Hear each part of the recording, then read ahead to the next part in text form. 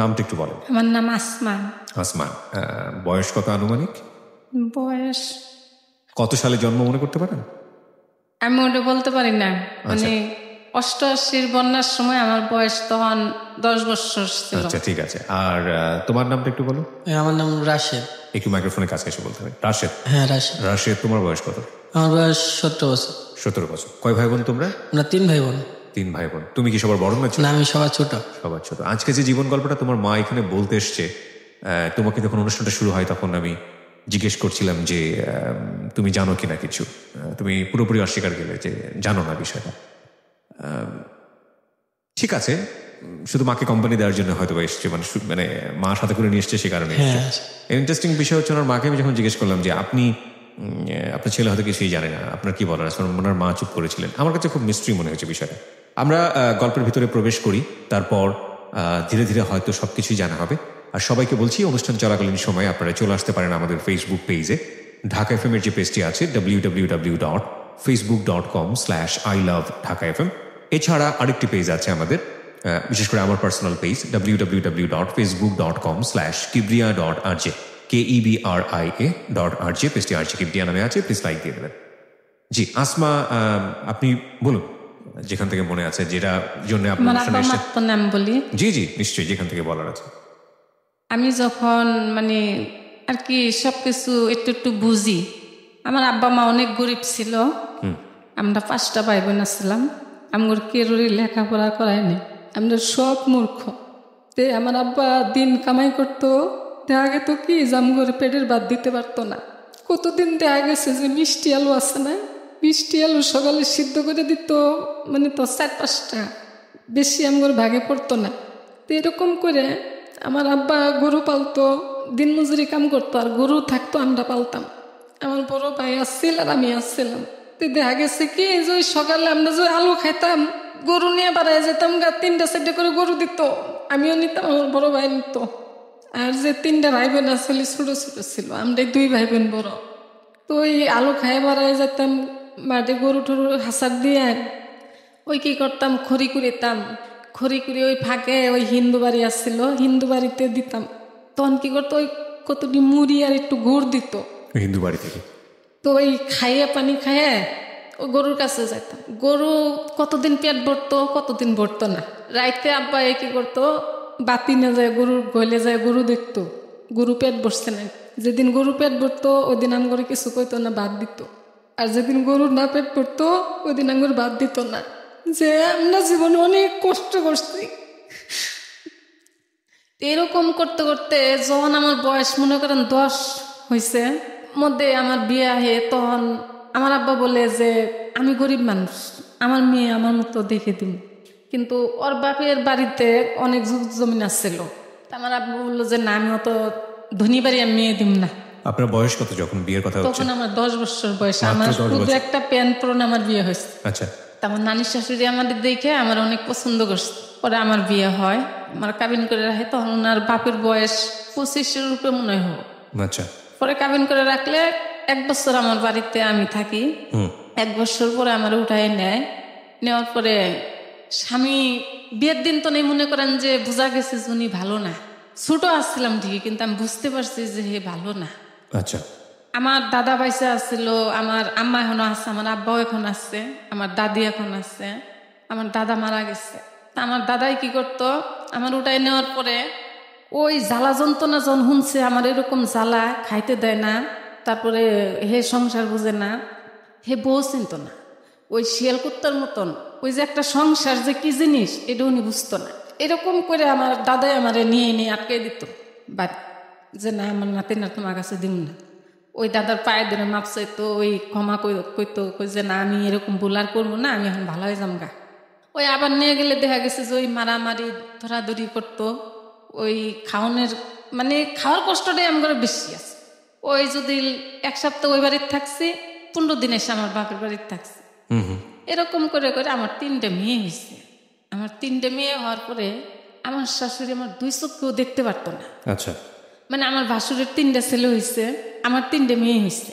তো এরকম করতে করতে আমার এমন অত্যাচার করতো যে খেতা সিলাই কন, হাঁস মুরগি পালা কন, ছাগল পালা কন, এই যে মানুষে মরিচের টাল দাম দেশে 10 টাকা বস্তা মরিচ তোলা কন, মানুষের কাজ করা কন, আমি সব করছি আমার জীবনে, কিন্তু আমার সংসারে আমি সুখ আনতে পারিনি। এরকম করে আমার এই ছেলেটা পেটে আসলো, আসার পরে গেল গা কোন জানি 7-8 মাস ওনার খবর নাই। পরে 9 মাসের সময় 8.5 মাসের সময় এই ছেলেটা হইলো। হওয়ার পরে মানে আমার ভয় ছিল যে আমার 3টে মেয়ে হয়েছে, এবারও মেয়েই হবো। পরে আমার নানির শাশুড়ি আমার অনেক বুঝিত, যাসমা তোর যদি মেয়ে হয় তুই আমারই দিয়ে দিবি, আর যদি ছেলে হয় তাহলে তোর থাকবো।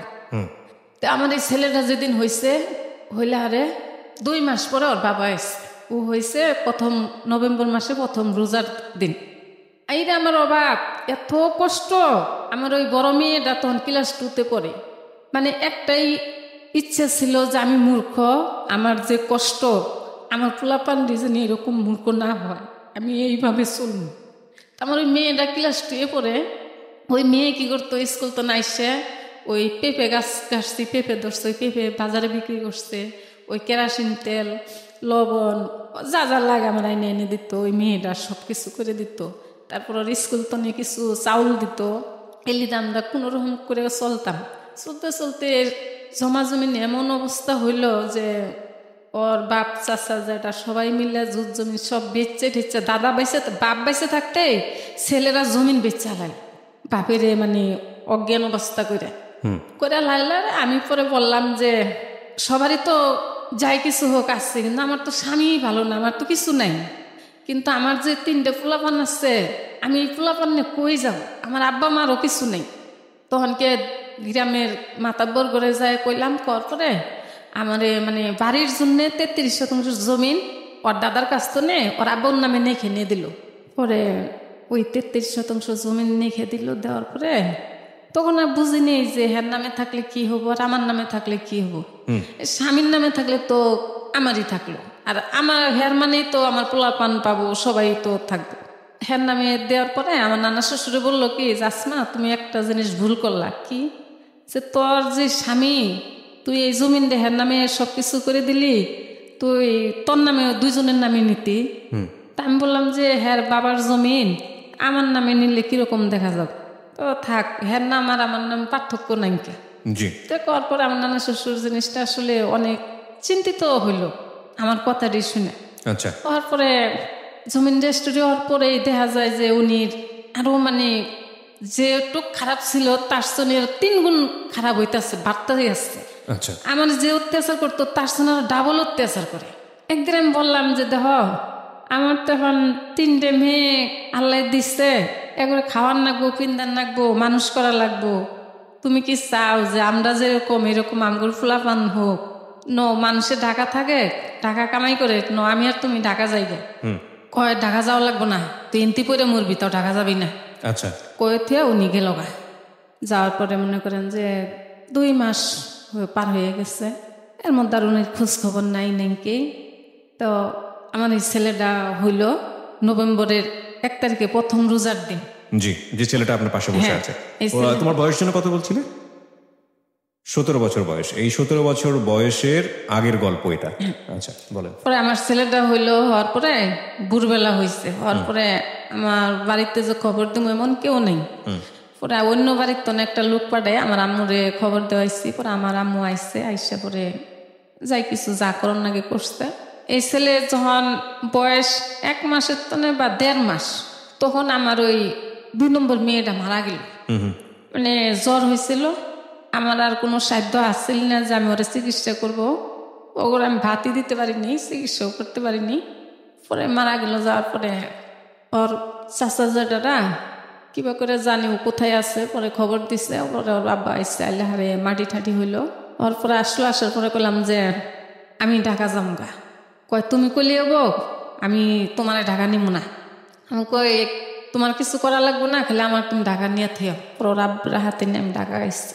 পোলাপান 3টাই নিয়ে এসছি। নিয়ে এসে ওই একদিন রিক্সা নিয়ে বাড়ায়।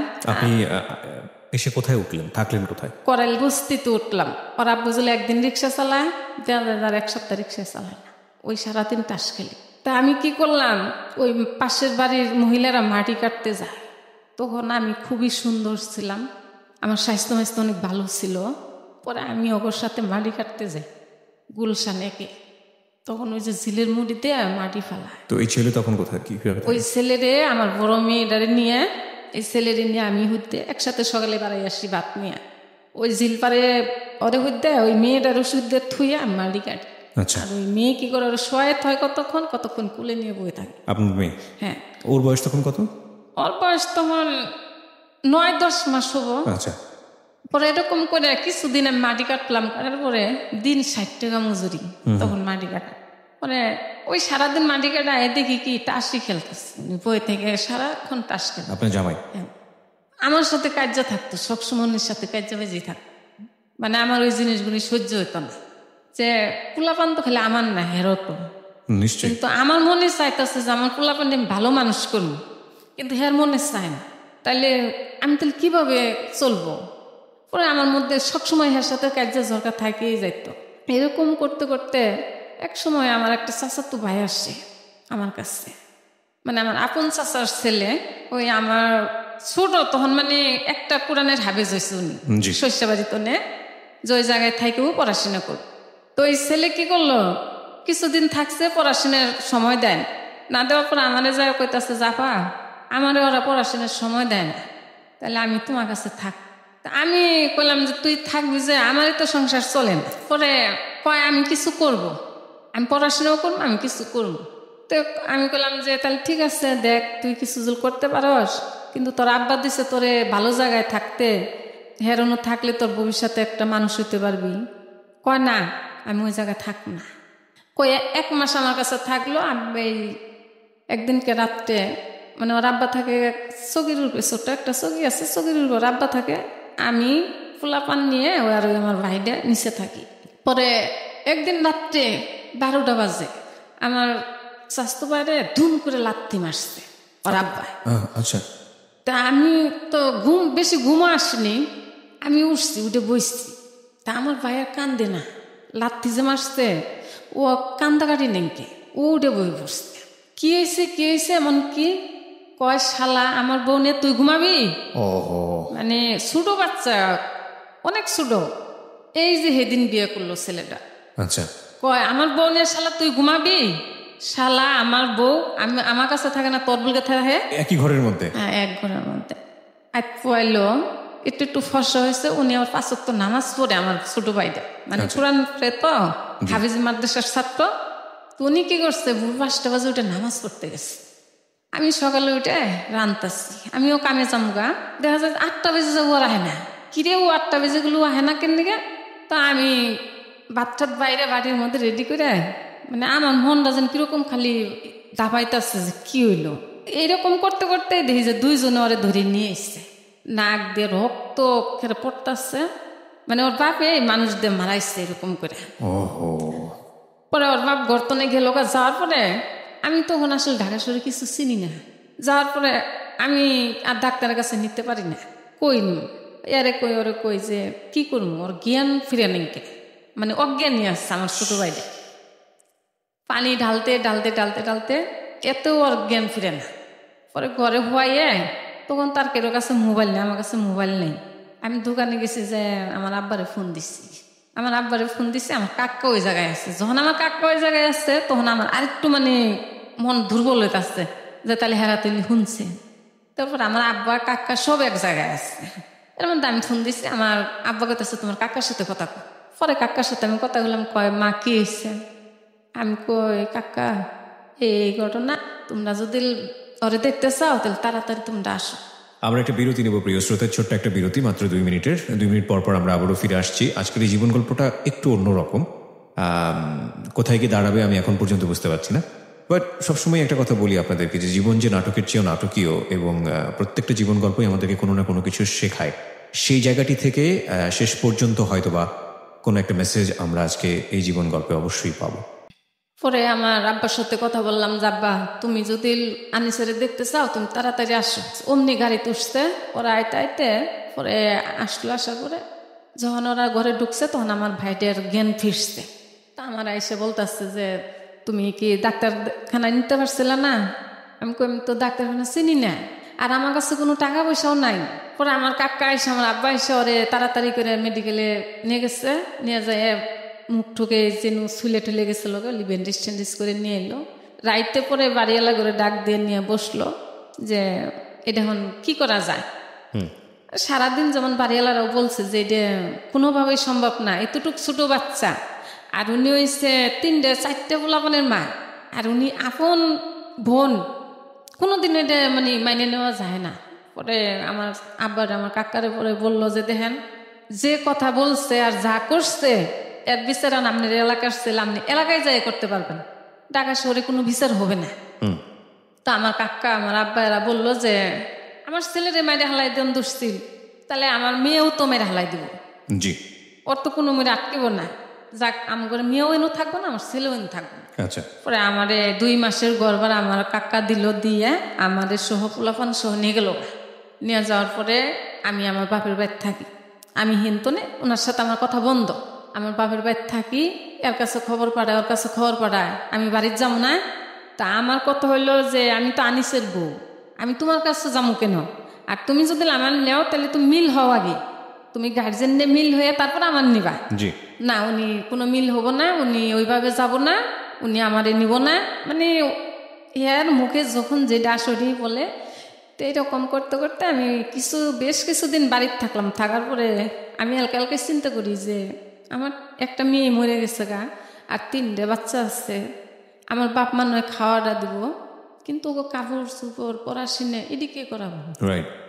আমি যদি ঘরে বয়ে থাকি তাহলে তো আর আমার মতোই হবো সব। একদিন আমি ভোর 5টা বাজে উঠছি, ওটা আমার আম্মা কিছু টাকা রাখছিল এক জায়গায়, আমি দেখছি। দেখার পরে আমি ওই জায়গা তখন 500 টাকা নিচ্ছি, নিয়ে পুষ মাঘ মাসের শীতের মধ্যে আমি একটা কাপড় পরে আমি ঢাকা দিক রওনা হইলাম একা। আমার দাদিরে কই আসলাম। তখন ছেলে মেয়েগুলো কি আপনার সঙ্গে ছিল না? আমি বাড়িতে আমার আব্বা মার কাছে রেখে এলাম। আচ্ছা, মানে পোলাপান ফেলায় ঠেলায় থুয়ে আমি খালি একা এসে পড়লাম ঢাকা। আচ্ছা, ওই সময়টাতে আপনার জামাই কি ঢাকাতেই থাকতো? হ্যাঁ, উনি ঢাকায় থাকতো। কি করতো উনি? উনি ওই যে মাঝে মাঝে রিক্সা চালাইতো। মাঝে মাঝে রিক্সা চালাতো। আচ্ছা, পরে ঢাকা আসলাম, আমার ভাই, আমার ছোট ভাই আমার সমানে মানে ই করতেছে, বিছাইতেছে ওরা। আমি যে বাড়াইছি কেউ জানে না, আমি অন্ধকারে বাড়াই আসছি। বাড়াই আসি আর মানে চোখের পানি ধরে রাখতে পারতাছি না যে আমি কিভাবে কোথায় যাব। তো আমগরে বাড়ির অনুকার একটা লোক ছিল, এর সাথে আমি দোকানে ফোনে কথা বললাম, বললে কইলাম যে আমি তো ঢাকা আসতেছি, তাহলে আমারে একটু জায়গা দেবা। জি। পরে উনি আমার বললো যে তুমি আসো, তোমারে আমি দেখব। পরে আসলাম, আইসে আমি টিভি গেট, ওই যে মসজিদ পাড়া, মহাখালী মসজিদ পাড়া অন্য একটা বস্তি আছে 7 তলার, ওই বস্তিতে উঠি। ওকে। ওঠার পরে আমার উনি একটা কাজের লোক ঠিক করে দিল, 5 জন মানুষের পাক আমারে নিয়ে দিল, মেসে রান্দা। তো আমি ওই সকালে আইনে আমার দিয়ে যাইতো, আবার দুপুরে নিয়ে যাইতো, আবার বিকেলে দিয়ে যাইতো, আবার নিয়ে যাইতো। এরকম করে ওই বেটি আমারে উপকার করতো। আচ্ছা। তো এরকম করে কাম করলাম 1 মাস। করার পরে দেখা গেল পরের মাসে আমার 20-25 জন লোক হইলো আমার। তো আমি কাজ করি, কাজ করতে করতে একদিন আমার হঠাৎ করে রাস্তার মধ্যে 4-5 জন পোলাপান নিয়ে আমার আটকাইল। আপনার জামাই? হ্যাঁ, আটকাইছে। মানে উনি রিক্সা চালাইতে, আমি দোকানে গেছিলাম, আমার দেখছে, তা আমার আটকাইছে। আটকানোর পরে যখন আমার বেশি চাপ সৃষ্টি করছে, আমি তখন বলছি যে আমি চিনি না, আমার চিনতে গেলে আমার বাড়িতে যাও, আমার বাবা মা যেদিন আমার বলবো আমি ওই দিন যাও, এর আগে আমি যাবো না। উনি আমার বলতেছে যে তুই আমার বউ, আমি তোরে এখন ইচ্ছা করলে আমি ওটাই নিয়ে যাবো, যে তুই যদি আমার পারসতে নিয়ে যা, আমি যাবো না। তো যখন আমার শেষ তারিখ সে উড়ান ধরছে, তখন ওই যে আমি যেই মেসটাতে কাজ করতাম, ওই মেসে মানে ওই যে পাবলিক হলের মেস আছে মহাখালী, ওই মেসে আমি কাজ করতাম। ওরা মানে দেখছিল, আমি দোকানে গেছি যে আইতাছি, যে ওরা দেখছে, একজনে দেখে যখন আমার আটকাইছে, তখন উনি যায় এবার হ্যাঁ বলছে, চাকরি আমি কাজ করি, তাগর বলছে যে এই ঘটনা।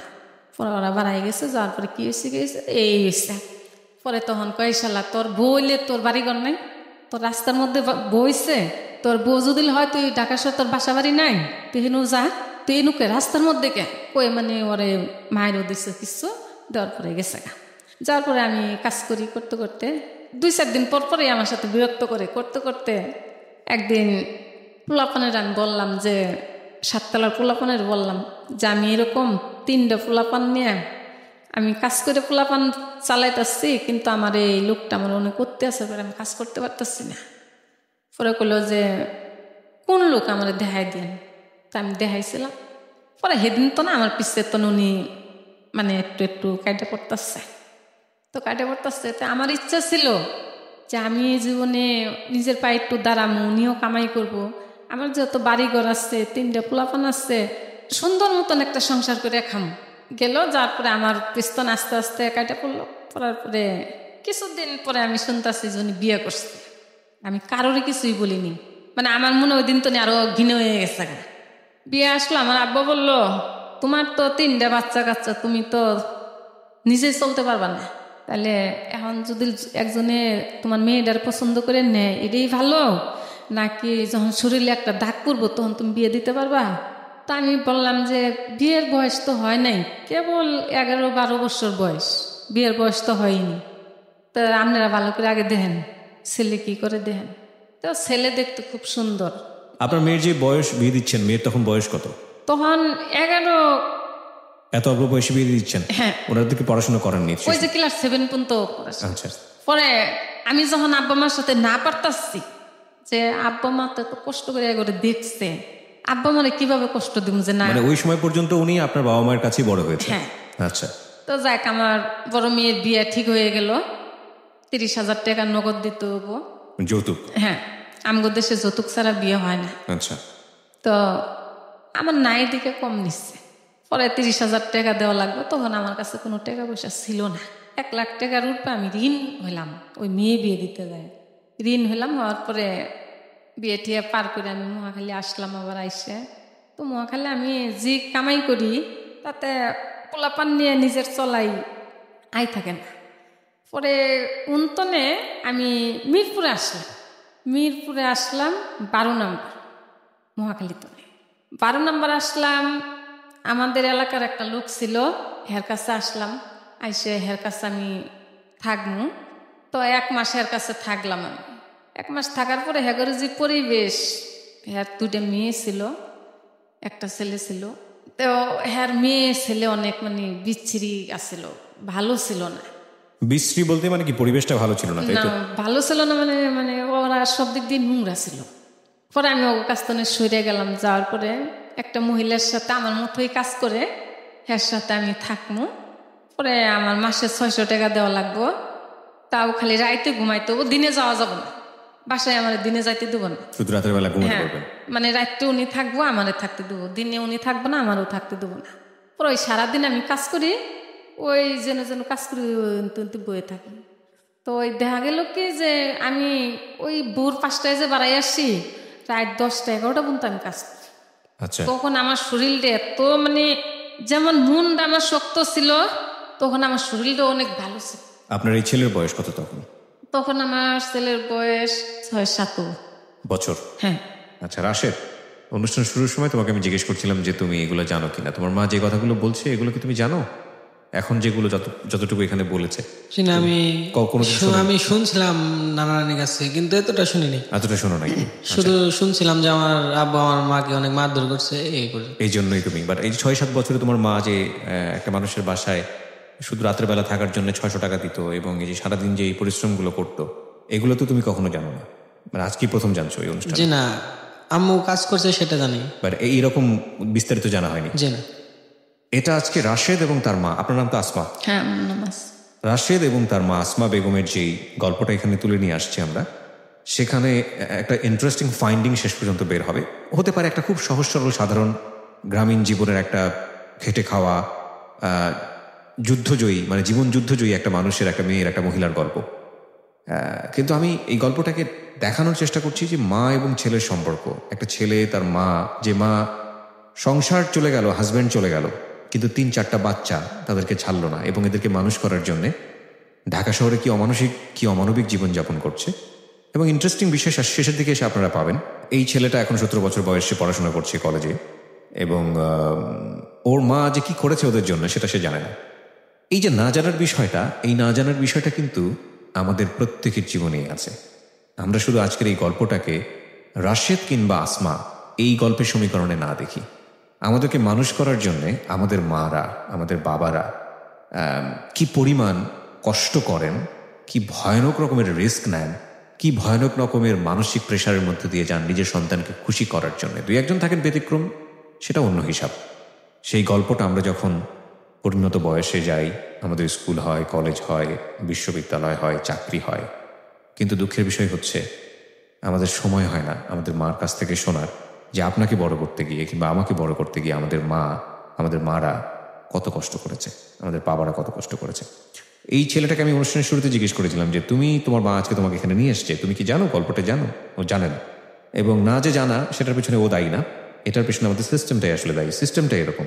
আমরা একটু সামনের দিকে আরেকটু আগাই, আমরা জানি না এই গল্পটা কোথায় গিয়ে দাঁড়াবে এবং শেষ কোথায় কী হতে পারে। আর আপনাদের সবাইকে বলছি, আপনারা যদি এই অনুষ্ঠানে অংশগ্রহণ করতে চান, গল্প যে কোনো রকমের হতে পারে, এটা খুবই ওপেন প্ল্যাটফর্ম। এবং সেজন্য আপনাকে যেটা করতে হবে, আমাদেরকে ফোন করতে হবে। আমাদের ফোন নাম্বারটি হচ্ছে 09611904 আমি আবারও বলছি 09611904 এখানে ফোন করার পরে আপনি আপনার নাম এবং সেল নাম্বারটি স্পষ্ট করে বলবেন এবং তারপর যে ডিরেকশনটা আপনি পাবেন সেই অনুসারে আপনি আপনার গল্পটি রেকর্ড করবেন। জি, আমরা আসসালামু আলাইকুম আন্টি বলি আপনাকে। যেখানে আমরা ছিলাম সারা রাত 10টা পর্যন্ত আপনি বাইরে মানুষের বাসায় কাজ করতেন। আমি ওই ভোর 5টা বাজে বাড়াই রাতের 10টা, 10:30, 11টার কাম শেষ করি। আমার শরীরে কোনো দিন কয় নাই যে আমি কাজ করতেছি।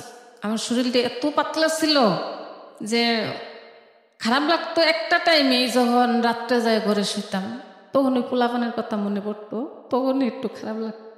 যখন মানুষের মধ্যে কাজ করতাম তখন আমার মন টেকার দান্দায় থাকতাম যে আমি মাস শেষে এত টাকা পাবো। তো ওইভাবে কাজ করতে করতে মনে করেন পোলাপানের আমি কোনোদিন আমি সরকারি স্কুলে পড়াইনি। ওইতে তো আপনার মাথায় একটা ঋণের বোঝাও ছিল, লাখখানিক টাকা ঋণ দিচ্ছি, মানে এই মিরপুরে এসে আমি ঋণও দিচ্ছি। মিরপুরে এসে আমি ভালো টাকা কামাইছি, অনেক কষ্ট কাজ করে। হ্যাঁ, আমি কয়টা বাসায় কাজ করতেন ওই সময়টাতে? আমি কয় বাসায় কাজ করছি তাও তো আগের গুণে আমার খেয়াল নেই। তাও মনে করেন যে 6-7 জায়গায় আমি কাজ করতাম একটানা সারাদিন। হ্যাঁ, যে কাজ যে করতাম, আমার যদি কেউ পয়সা কমও দিত আমি কোনোদিন তার সাথে কিছু বলতাম না। আমার এই মিরপুরে 12 নম্বরে একটা লোক, মুন্না নাম, আমি তার বাসায় কাজ করতাম।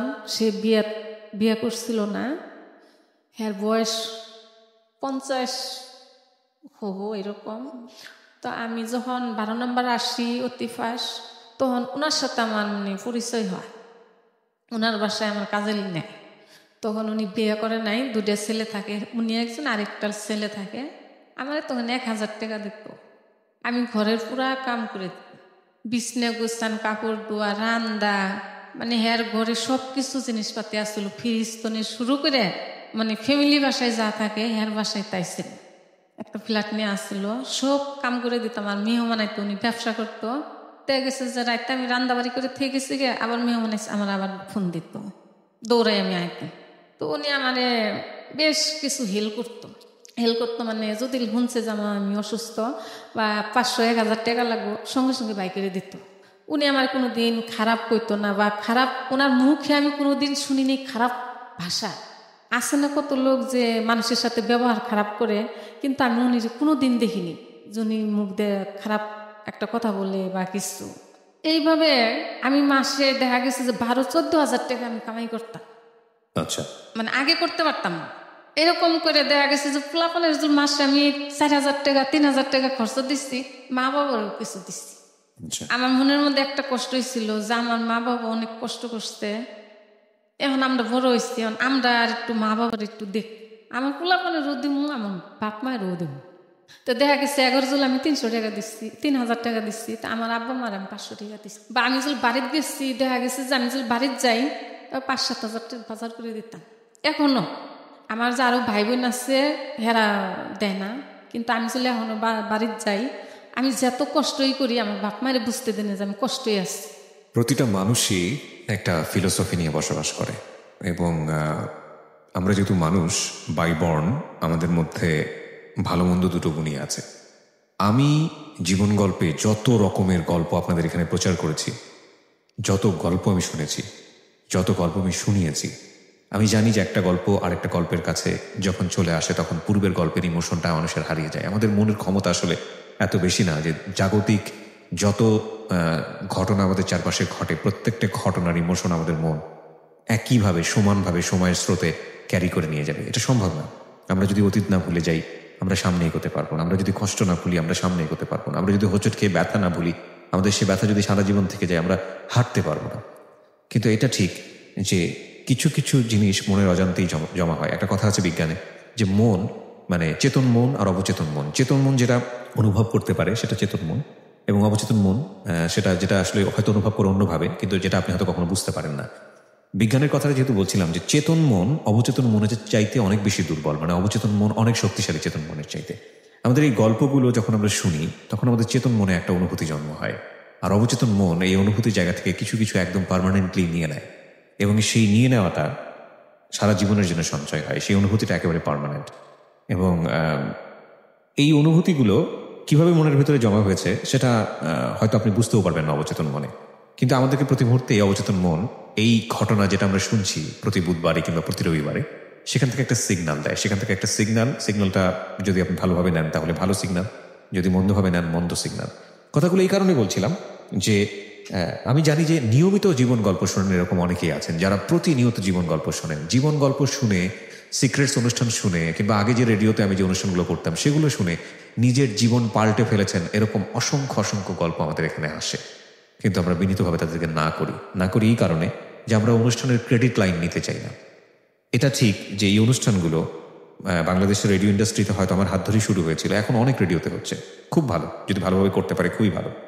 এই অনুষ্ঠানগুলোতে বিশ্ববিদ্যালয়ের শিক্ষক থেকে শুরু করে আমরা সমাজে যাদেরকে ছুটা বুয়া নামে চিনি বা যারা একেবারে গৃহস্থালির কাজ করেন, গৃহকর্মী হিসেবে চিনেন, তারা পর্যন্ত এসছে এবং দিল খুলে নিজের কথা বলেছে।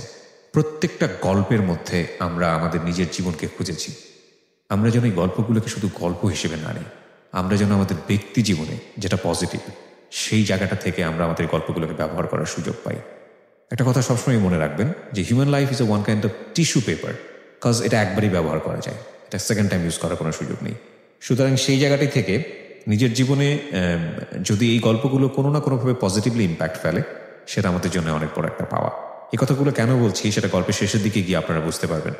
জি, এই টাকাগুলো বাড়িতে পাঠাতেন কোনো না কোনো? হ্যাঁ, জি আমি বাড়িতে দিতাম, মানে আমি কোনো হিসাব করতাম না, আমার আব্বা মা কাছে আমি সব টাকাই দিতাম। কিন্তু একটা কথা এখানে আসছিল যে তুমি করে যা লাগে নিয়ে আর যা থাকবো তোমরা রাখো।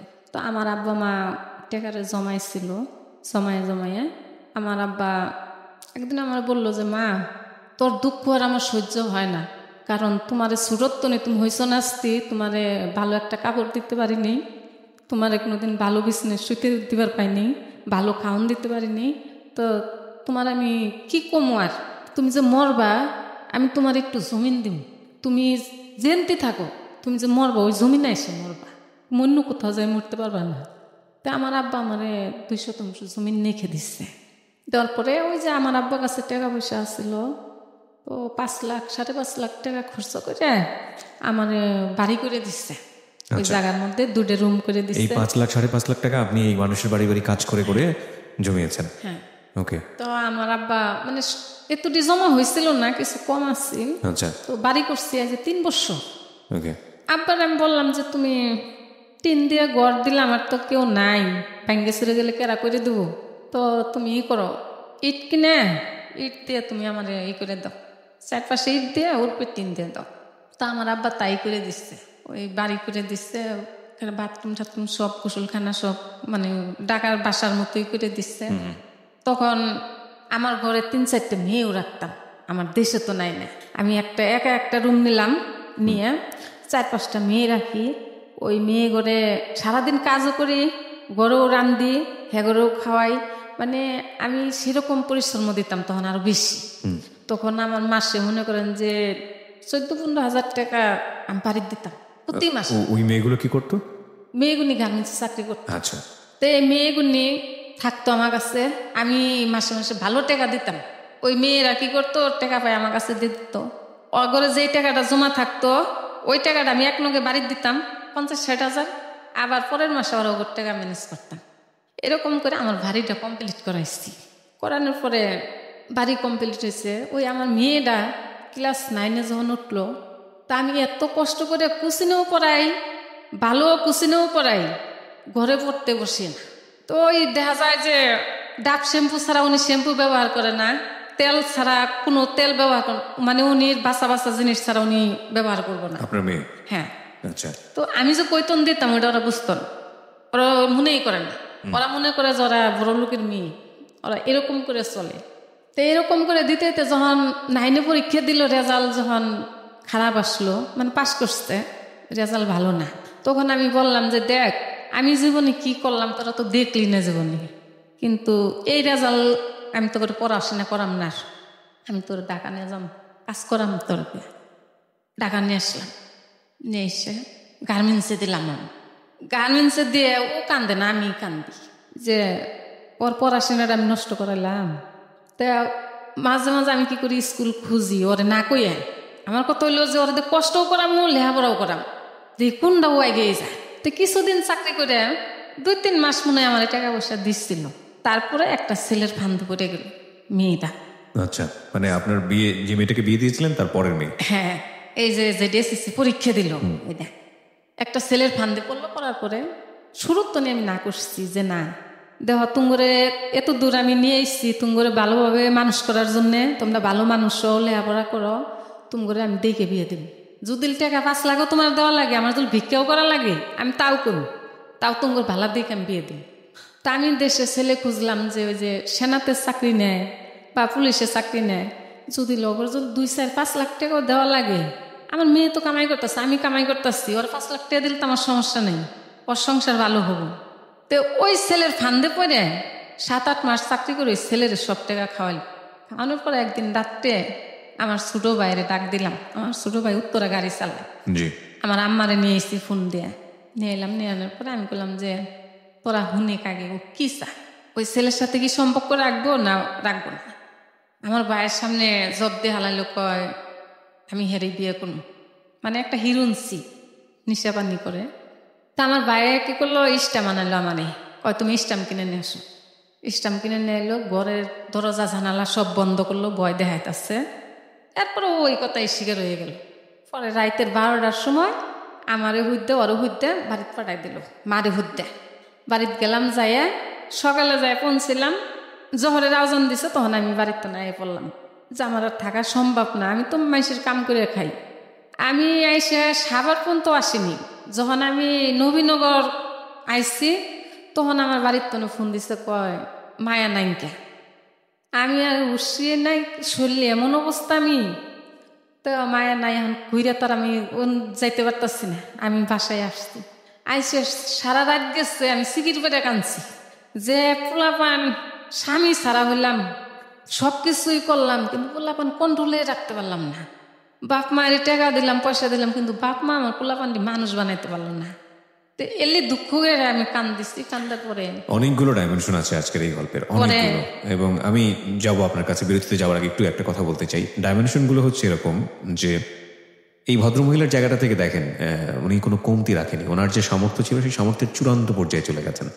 কিন্তু সন্তানের জায়গাটা থেকে বাবা মা খুবই খুবই খুবই গুরুত্বপূর্ণ, সেটা যেই পরিবারেই সে মানুষ হোক না কেন।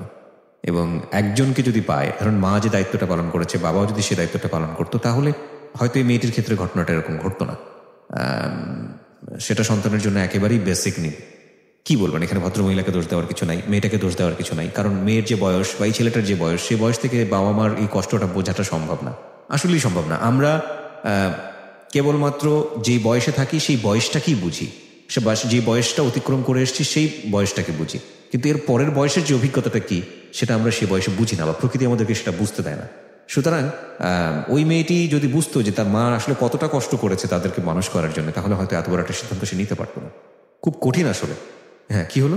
পরের দিন সারাদিন আমি আর কাজে যাইনি, না যাই ওর যেন যেন বান্ধবী আছে, সব জায়গায় ঘুরছি। ঘুরতে ঘুরতে আমার বড় মেয়ে আসছিল সাবান, ওরে ফোন দিয়ে আনছি, আইনে ওরে নিয়ে খুঁজছি। খুঁজতে খুঁজতে না কোথাও পাইনি। যখন আসরের আজান দিচ্ছে তখন ওর একটা বান্ধবী আসছে, 11 নম্বর বাজারে যায় থাকে। তাই কইতাছে, কয় আন্টি আপনি একটু আমাকে বাসায় যাবেন? কই কে? কয় দরকার আছে। তা আমার মেয়ে কইতাছে, কয় মা মায়া ওগো বাসায় আসছে। বড় মেয়ে কি মানে তখন আপনার সঙ্গে? মানে আমি ওরে ফোন করে নিয়ে এসছি আচ্ছা, এই অশান্তির জন্য। পরে যাইতে যাইতে মাগরিবের আওয়াজান পড়ে গেলাম, যাই দেখি যে আসলে আছে ওই বাসায়। পরে ওই বাসার সবাই মানে বুঝেছে ওরে যে মা তো মা এত কষ্ট করে তোমার মানুষ করছে, কিন্তু মার তোমরা যে অবস্থা করো এটা তো ঠিক না। তুমি তো পড়ার মায়েরও তো এটা করতে পারলাম না, তুমি নিজের মারে যা করতেছ। তো সবাই বুঝে উঠেছে। পরে আমার কয়ে দিল জ্বরে যেন বাসায় নিয়ে মারেন না। ওরে বাসায় সবার কাছ থেকে কই ঠই নিয়ে এলাম, নিয়ে আহিরে বাসায় এনে ওর কিচ্ছু কইনি। যেমন কালকে বেতন পাবো, এটা আজকের ঘটনা।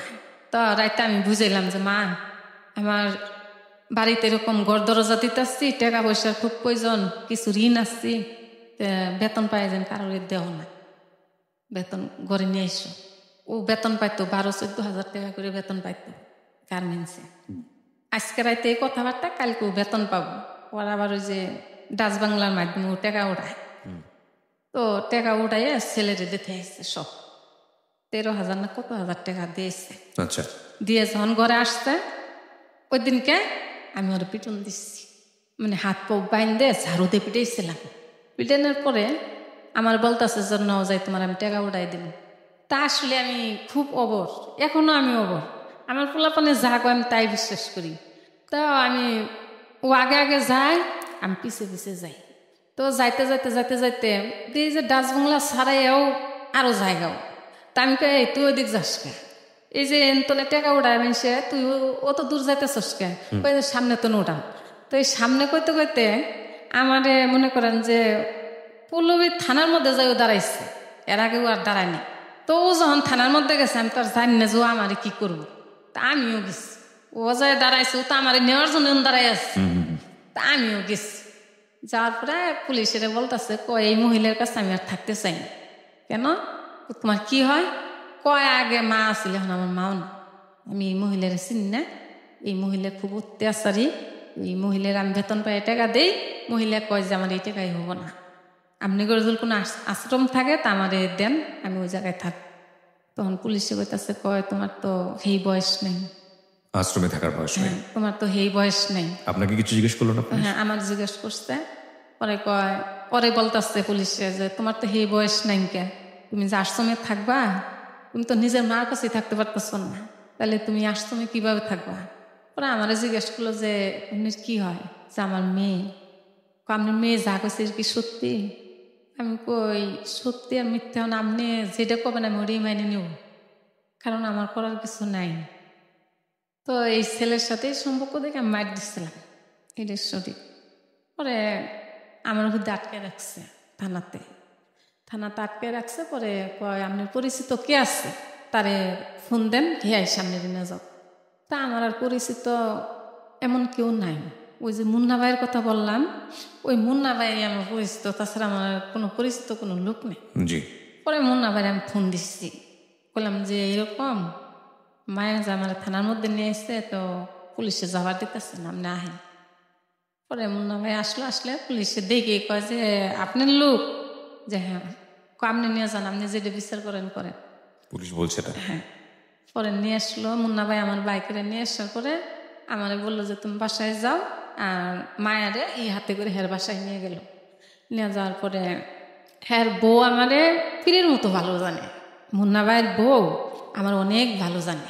পরে মুন্না ভাইয়ের বউ অনেক বুঝে দেখছে যে ওর সাথে পারা যাব না, মেয়েটার সঙ্গে, আপনার মেয়ের সঙ্গে। হ্যাঁ, ও যা কয় এটা মানে কোনোভাবেই মানে গ্রহণযোগ্য না, ওর কথা গুননি। পরে মুন্না ভাই রাত্রে আমাকে বাসায় আসলো, আসে পরে কইল যে দেখ তোমার ছেলে মেয়ে একটা মানুষ না, কারণ তোমারে জেলেও ঢুকাইতে পারো, তুমি ওদের কিছু কইও না, আর তুমি ওদের বাড়িতে পাঠাইতো। বিরতি নেব আরেকটা প্রিয় শ্রোতা, ছোট্ট একটা বিরতি। প্রত্যেকটা মানুষের জায়গাটা থেকে সিচুয়েশনকে ব্যাখ্যা করাটা তার মতো করে অ্যাফার্মেটিভ, তার মতো করে সত্য। যদি ওই মহিলা, যে মেয়েটার সম্পর্কে আজকে এই ভদ্র মহিলা বলছেন তার নিজের সন্তান, যদি ওই মেয়েটা এখানে থাকতো তাহলে হয়তো তার জায়গা থেকে অনেক কিছু বলার ছিল। কিন্তু আমাদের সামাজিকতার জায়গাটি থেকে মা তো মাই, মা সন্তানের কখনো অমঙ্গল চান না।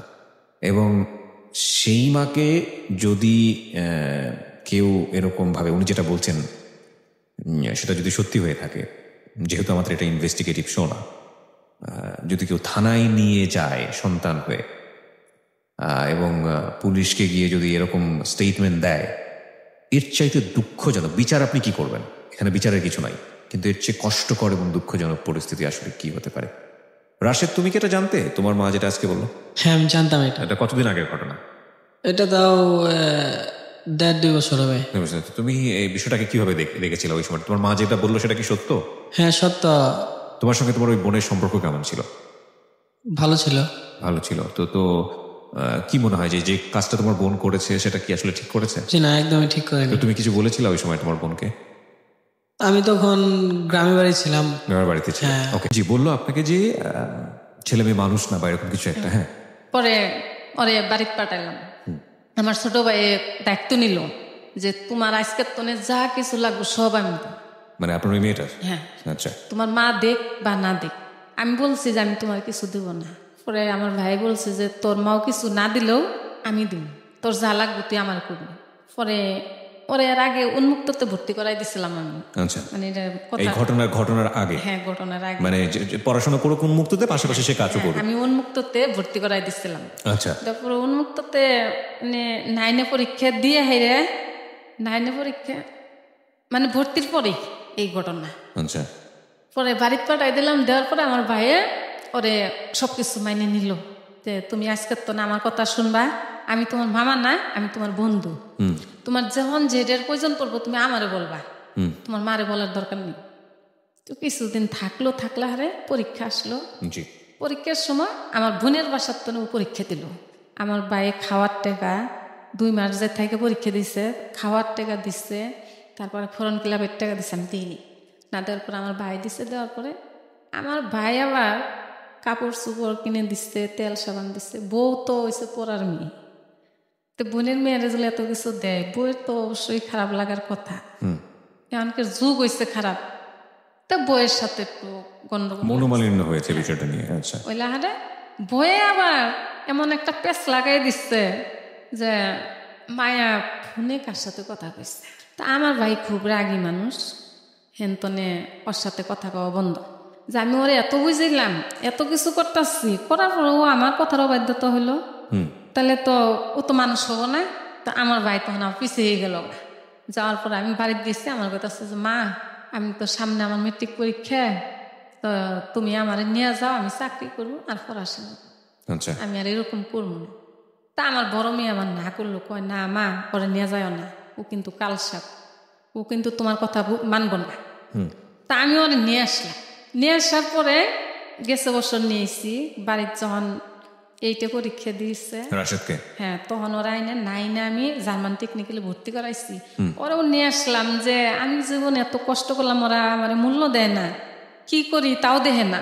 কিন্তু ওরা যখন আমার কাছে নিয়ামু, ওরা যখন আমার দেখবো, তখন ওর মধ্যে একটা মায়া বসবো। তখন আমার সবাই না করছে, কয় ওর নেও না, ওরা নিলে আরো সমস্যা হবো, কথা শুনবো না, ঢাকা শহর ভালো না। তা আমি কইছি যে না, আমার কাছে থাকলে কোনো সমস্যা হবো না। আমি আইনে জার্মান টেকনিক্যাল ওরা ভর্তি করানোর পরে ওরে আমি ঘরে টিচার দিলাম, মায়ারে নিয়ে আসি। তো মায়ের সামনে পরীক্ষা, তো বাইরে পড়তে যাব। তা আমি রাত্রে ঘরে থাকি, স্যারেরও আমি রাত্রে আইতে কই। স্যারের সাথে আমার কন্টাক্ট আছে যে 7টার সময় এসে পড়াবার নিগে। তখন আমি ঘরে থাকি, সারাদিন আমি ঘরে থাকিনি। এখন আমি সারাদিন ঘরে থাকি না, ওই স্যার রাত্রি আসে। যখন মায়ারে দিলাম ওনার কাছে প্রাইভেটে, তখন স্যারে কি করে, সকালে 8টা-9টা বাজে ঘরে ঢুকে 12টা 12:30 বাড়ায়, মানে আমি 1টা-1:30টার মধ্যে ঘরে আসি। আচ্ছা। আবার যাই আমি কামে, কিন্তু ওই টাইমটাতে আমি ঘরে আসে দেখে শুনে আবার আমি কাজে যাই। ওগুলো ওইটা উডিং করা শেষ, আমি কোন টাইম বাড়াই, কোন টাইম ঘরে আসি, ওরা ওইটা মানে ওই টাইমটা মেনটেন করে। হ্যাঁ। তো স্যার যে সকালে আসে 4-5 ঘন্টা স্যার যে ঘরে থাকে, এটা আমি জানি না। আমগুর অন্তন একটা ছেলে, এই যে 1 বছরের কথা, আমগুর অন্তন একটা ছেলে সেনাতে ঢুকবো, আমাকে পাশেই থাকে। তো ওই ছেলের সাথে আমার ফোনে কথা হয়েছে, ছেলেরে আমার কথাবার্তা হইলে খুব ভালো লাগছে। তা আমি মনে করলাম কি যে যৌতুক তো আমার এমনিও নাকবো, এমনিও নাকবো। যদি একটা চাকরিজীবী ছেলে হয়, তাহলে আমার যৌতুক গেলেও আমার লাভ আছে, আমার মেয়ে তো সুখে থাকবো। ঈদ আসলো, গেছে ঈদ, ঈদের সময় আমরা বাড়িতে গেলাম। তারপর ওই ছেলে আমাদের বাড়িতে আসলো, মেয়েরে দেখলো, ছেলেও মেয়েরে দেখলো। তো হ্যাঁ, দুজনই ভালো, তো ভালো কথাবার্তা হইলো, 1 সপ্তাহ আমরা বাড়িতে থাকলাম, ছেলেও পড়ায় শুনি আমার কাছেই থাকলো। তো কথাবার্তা হইলো যে তুমি চাকরি নেও, তুমি যখন চাকরি পাবা তখন তোমার সাথে আমার সম্পর্ক আলাদা হবো। কিন্তু এখন তো কোনো কিছু করার মতন নেই। কয়েঠে আসলাম, আসার পরে ঢাকা আসলাম, আসার পরে ফোন দেয় আমার মেয়ে জইলেপুরে জায়গা কিনাইছে, ঢাকা করবা নাকি, ইন্টারভিউ দিবেন নাকি ওই চাকরির জন্য। তা আমারে বলছে যে আন্টি আমি আপনার বাসাতে ঘুরে যাব, আমার একটা এলাকার ছেলে কি আমার বাসায় আসতে পারবো না? তা আমি মন রয়েছে অন্যরকম, আমি বললাম যে এসে বেড়াই যায়, মানে এনে যে স্যারের সাথে যে খটকা আছে এটা আমি জানি না। তখনও জানেন না বিষয়টা? আচ্ছা। এই ছেলের সাথেও আমার সাথে একটু গ্যামজাম থাকে, কেন নাকি পড়াশোনা করে না। আমি প্রতি মাসে 2000 করে টাকা দিলাম স্যারের ভালো একটা রেজাল্টের জন্য, যে তোর একটা ভবিষ্যৎ, আমি কষ্ট করছি তোরা তো ভালো থাকবি, আজকে যদি তুই পড়াশোনা করে আগে পাস আমার মতো তো এরকম কামলা খাটা লাগবো না, আর তুই যদি আমার মতো থাকস তাহলে তোর আমার জন্য কষ্ট বেশি করা লাগবে। আমি তো যে কোনো রাস্তায় দাঁড়াই আছি, তুই এমন রাস্তা নাও পাইতে পারস, এর জন্য খারাপও হইতে পারস। এলির জন্য আমার সাথে ঘ্যাম, আমি পোলাপনের সাথে কেস করি, অনেক কেস করি খালি পড়াশোনার জন্য। পড়াশোনা করলে আমার কোনো মাথা গরম হয় না, কিন্তু যখন দেখি যে না ওরা আমার পয়সারে কোনো দাম দিতেছে না, ওরা আমারই খালি ক্ষতি করবো, ওরা নিজে ভালো হবো না, তখন আমার মাথা গরম হয়ে যায়। আমি যে 7-8টা বাসায় কাজ করি, আমার মানুষ অনেক কথা কয়, আমি যদি একবেলা না যাই মানুষ অনেক। Exactly that is the point. আমার বাসায় অনেকেই কাজের লোক আছেন এবং তারা র্যান্ডমলি চেঞ্জ হন, এবং কখনো দেখা যায় যে আমরা স্যাটিসফাইড থাকি না তাদের জবের কারণে বা যেভাবে পারফরমেন্স করা দরকার, কখনো দেখা গেলো যে সে স্যাটিসফাইড থাকে না, এই কারণেই খুব র্যান্ডমলি চেঞ্জ হয় এবং অনেক বাসাতে এটা হয়। তো এই যে বিষয়টা উনি যেটা পয়েন্টটা একটু আগে করলো, যে বাসায় কাজের মান ঠিক না থাকলে কাজের বুয়া যিনি থাকেন বা কাজের লোক যিনি থাকেন তাদেরকে কি ব্যবহারটা করানো হয় বা কি ব্যবহারটা তাদের সঙ্গে হয় বা কি কথাটা তারা শোনে, এটা যদি সন্তানদের দেখানো যেত, বা প্রত্যেকটা সন্তানকে, আমি মনে করি শুধু কাজের জায়গাটা না, প্রতিটা সন্তানকেই যদি দেখানো যেত যে তার বাবা কিংবা তার মা কি কষ্ট করে এই অর্থটা উপার্জন করে নিয়ে আসেন তাদের জন্যে, তাদের মুখে হাসি ফোটানোর জন্যে, তাদের ভবিষ্যৎটা ভালো করার জন্যে, কি পরিমাণ অপমান সহ্য করতে হয়, কি পরিমাণ পরিশ্রম করতে হয়, কি পরিমাণ রিস্ক নিতে হয়, কি পরিমাণ নিজের ভালো লাগাকে বিসর্জন দিতে হয়, কি পরিমাণ নিজের চাহিদার জায়গাটাকে নষ্ট করে দিয়ে সন্তানের কথা চিন্তা করতে হয়, প্রত্যেকটা ছেলে মেয়েকে যদি এই জিনিসটা দেখানো যেত, তাহলে আমাদের এই যে বিশ্ববিদ্যালয় কেন্দ্রিক শিক্ষা ব্যবস্থা কিংবা আমাদের এই যে প্রাতিষ্ঠানিক শিক্ষা ব্যবস্থা, আমাদের এই যে এত শিক্ষক রেখে এত গোল্ডেন A+ বের হয় প্রতি বছর, হ্যাঁ, এবং তারপরেও যে বৃদ্ধাশ্রম বেড়ে যায়, তারপরেও যে এত সমস্যা সমাজে বাবা মাকে আমরা দেখি না, হ্যাঁ, আমার মনে হয় না যে এটার আর প্রয়োজন হতো। আমাদের আসল শিক্ষার জায়গাটা আসলে এটাই হওয়া উচিত, যে তুমি যে পয়সায় বড় হচ্ছ, তুমি যে এটা খেয়ে তোমার ভবিষ্যৎ তৈরি করছো, তুমি তোমার জন্য যে মানুষগুলো হাড্ডিসার হচ্ছে, তোমার জন্য যে মানুষগুলো পরিশ্রম করে মান সম্মান বিসর্জন দিয়ে তোমাকে বড় করার জন্য কাজ করছে, তাদেরকে আগে ফার্স্ট দেখো, তারা কত কষ্ট করে তোমাকে বড় করছে এবং তারা কি পরিমাণ অপমান সহ্য হচ্ছে, কি পরিমাণ পরিশ্রম করে তারা তোমাদের জন্য সময় দিচ্ছে, এই শিক্ষাটা আগে প্রথমে নাও। মানে তাদেরকে যদি এই সন্তানটা রেসপেক্ট করতে পারে, অটোমেটিক্যালি সমাজের বাকি সদস্যদের প্রতি তাদের রেসপেক্ট চলে আসবে। আনফর্চুনেটলি আমাদের শিক্ষা ব্যবস্থায় কোথাও মাকে নিয়ে বড় কোনো চ্যাপ্টার নাই, কোথাও বাবাকে নিয়ে বড় কোনো চ্যাপ্টার নাই, এবং কোনো বইই নাই। আমাদের এই জায়গাটাই যদি শিক্ষা না থাকে পরিবারের, যেই মানুষটা আমার জন্য সারাটা জীবন দিয়ে দিল তাকে আমি রেসপেক্ট করি না, তার পয়সার মূল্য আমি দিই না, হ্যাঁ, সে কি বলে সেটা আমি শুনি না, তাহলে এই ছেলে এই মেয়েরা বড় হয়ে সমাজের জন্য কি করবে সেটা তো আরও অনেক পরের বিষয়, তাই না? সো এই জায়গাগুলো খুব আমরা কেন জানি ওভারলুক করে গেছি, সচেতনভাবে করেছি নাকি অসচেতনভাবে করেছি, কিন্তু এই জায়গাগুলো আমাদের ফোকাস করা উচিত। জি, আপনি যেটা বলছিলেন যে আপনার ছেলের প্রতি আপনার একটা কষ্ট আছে, আমি ওর কথা শুনবো ইনফ্যাক্ট শেষের দিকে গিয়ে। মেয়েটার কি হলো তারপরে যে বাড়িতে আসলো? হ্যাঁ, মেয়ে পরে আমার একদিন মেয়েদের হাতেও কেসকেসাইছি আমি দুপুরে, আমার বাড়ি এলি ডাইকে নিয়ে আমার বলতেছে, কয় আপা আপনার একটা কথা কম। আমি কই কি করবেন? কয় আপনার মেয়ে যে বিয়ে করতে চায় না, আপনার মেয়ের সমস্যা আছে। কি সমস্যা? আপনি তো ঘরে থাকেন না, একটা টিচার ঘরে 5-6 ঘন্টা কি করি, কি পড়ায় আপনি মেয়েদের? আমি কই কখন আসে? কয় আপনি যান 6টা বাজে, আর আপনার টিচার আসে ঘরে 7টা-8টা বাজে, আর বাড়ায় আপনার টিচারে 12টা 12:30 বাজে, মানে যখন আপনি আসবেন তার আগে। তা আমি মেয়েরে জিজ্ঞেস করলাম তোমারও তো আমি এতদিন পালছি, তুমি এসএসসি পরীক্ষা দেবা, হয় তুমি কেউ পছন্দ করে হেরা আমার সামনে নিয়ে আমি বিয়ে করাই দিব, তোমার পছন্দিতেই বিয়ে হবে, কিন্তু বিয়ে করতে হবে এখন। আর আমি তোমার বুঝার এত বাইতে পারবো না। তুমি যে আমার বলো যে 5 বছর পড়াশোনা করে তারপরে তুমি বিয়ে করবা, 5 বছর তো আমি মরমু, আমি আর কদিন তুমি করে কাম করে খাওয়াবো, আমি আর কাম করতে পারবো না। আর তোমার বিয়ে করতে হবে, আমার মাথার বোঝা একটু কমায় দিতে হইব। তোমার কয় আমি পড়াশোনা করবো, আমি কই তুমি বিয়ে করো, তোমার যদি পড়াশোনা খরচা লাগে আমি কিছু দিব। আমরা ছোট্ট একটা বিরতি নেব প্রিয় শ্রোতা। ছোট্ট একটা বিরতির পর এই গল্পে আবারও ফিরে আসছি। বিরতিতে যাওয়ার আগে একটা কথা বলি, জীবনে প্রতিটা মানুষেরই চরম বিপদের মুখে পড়া উচিত। কেন বলছি? জীবনে চরম বিপদের সময় টের পাওয়া যায় কে আসলে বন্ধু, কে আসলে শত্রু, এবং এটা চেনাটা খুবই জরুরি। এটার রেজাল্টও আমি আপনাকে বলে দিচ্ছি। রেজাল্টটা হচ্ছে, যেই বাবা মাকে নিয়ে আপনি হয়তো দিনের 5টা মিনিটও চিন্তা করেন না, চরম বিপদের মুখে পড়লে দেখবেন দুনিয়ায় যাদের জন্য আপনি শ্রম দিচ্ছেন তারা কেউই আপনার পাশে নাই। এই বাবা কিংবা এই মা এসে বলবে কিছুই লাগবে না, শুধু তুই বেঁচে থাক, তাহলেই চলবে। সো আজকের এই অনুষ্ঠান শোনার পর থেকে নিজের মেন্টাল ইডিওলজিটা একটু চেঞ্জ করেন। জি, যেখানটাই ছিলাম, আপনি বলছিলেন যে বিয়ে করতে হবে আপনার মেয়েকে, তারপর? আমার মেয়েরে আমি এই কথাই চাপ দিলাম যে আমার পছন্দিত না, তোমার যে পছন্দিত আছে তুমি হেরেই নিয়ে হ, আমি তোমার বিয়ে করাই দেবো।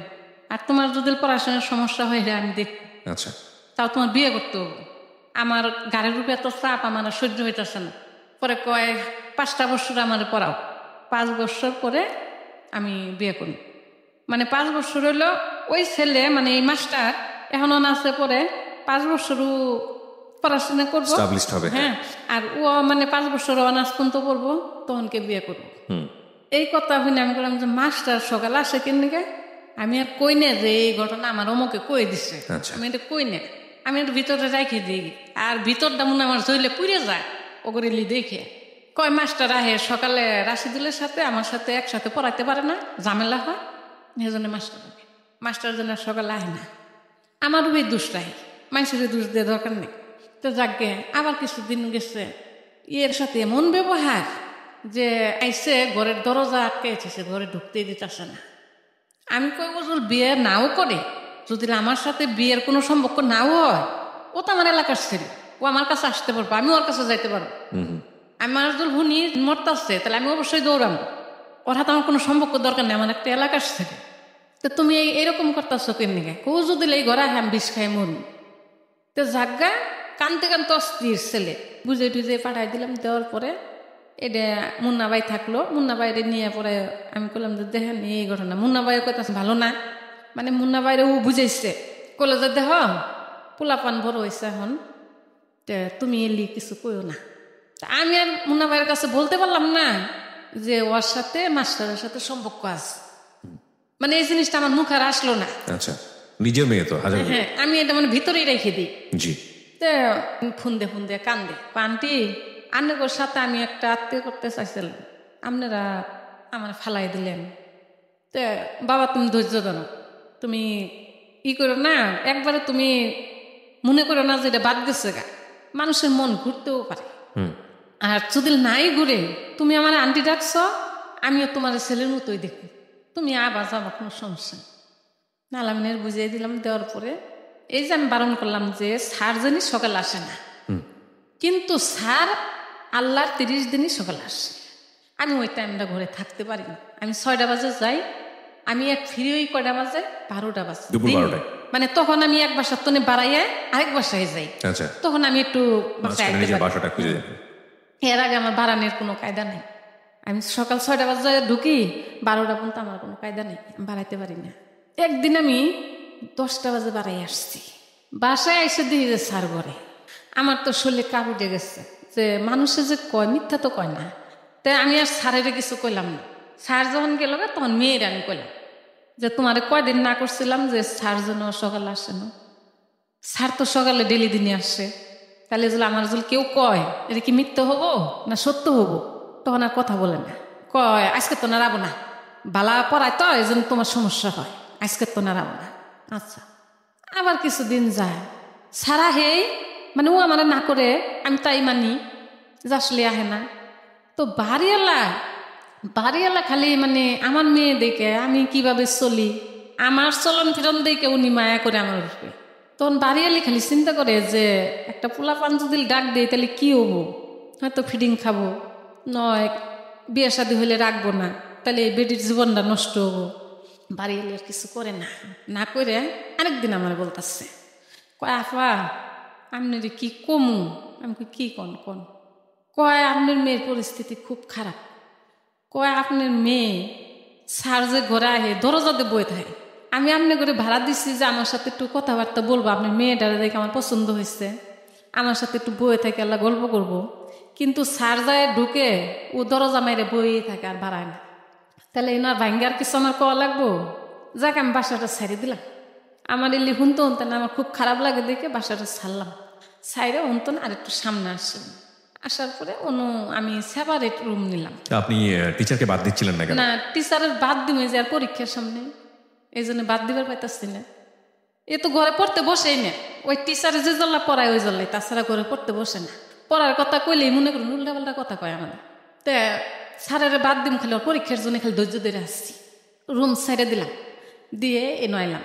আইলাহারে মেয়েরে কইলাম যে দেহ মান সম্মান জিনিস কিনতে পাওয়া যায় না। এতদিন নয় বাড়ি এলি আসলো, তুমরে দেখছে বা কইছে, এখন কল কেউ নাই, কেউ কবো না, কেউ দেখবো না, তুমি নিজে নিজে আনছে বয়ে যাবে। আমি কল স্যারের কল কিছু কইতে পারবো না, স্যার সমান। আচ্ছা, আপনার ছেলের সমান, ছেলের সমান। আচ্ছা, দুজন এক সমানই পড়া। পরে দেহ স্যারের কিছু কইলে কিন্তু মান সম্মান করলে থাকবো না। স্যারের আমি কিছু কইতে চাই না, তুমি সাবধান কয় তুমি এটা কথা কও, আমার কি স্যারের সাথে কোনো সম্পর্ক আছে? স্যার তো স্যারই, স্যারের সাথে আমি কি করুন কও? তাহলে দেখ মেয়ে আর মা, তা কি বুঝবো এর মধ্যে? তো যাক একদিন আমি বিকেল 4টা বাজে কাজে বাড়াই, 7টা বাজে আমি ঘরে আসি।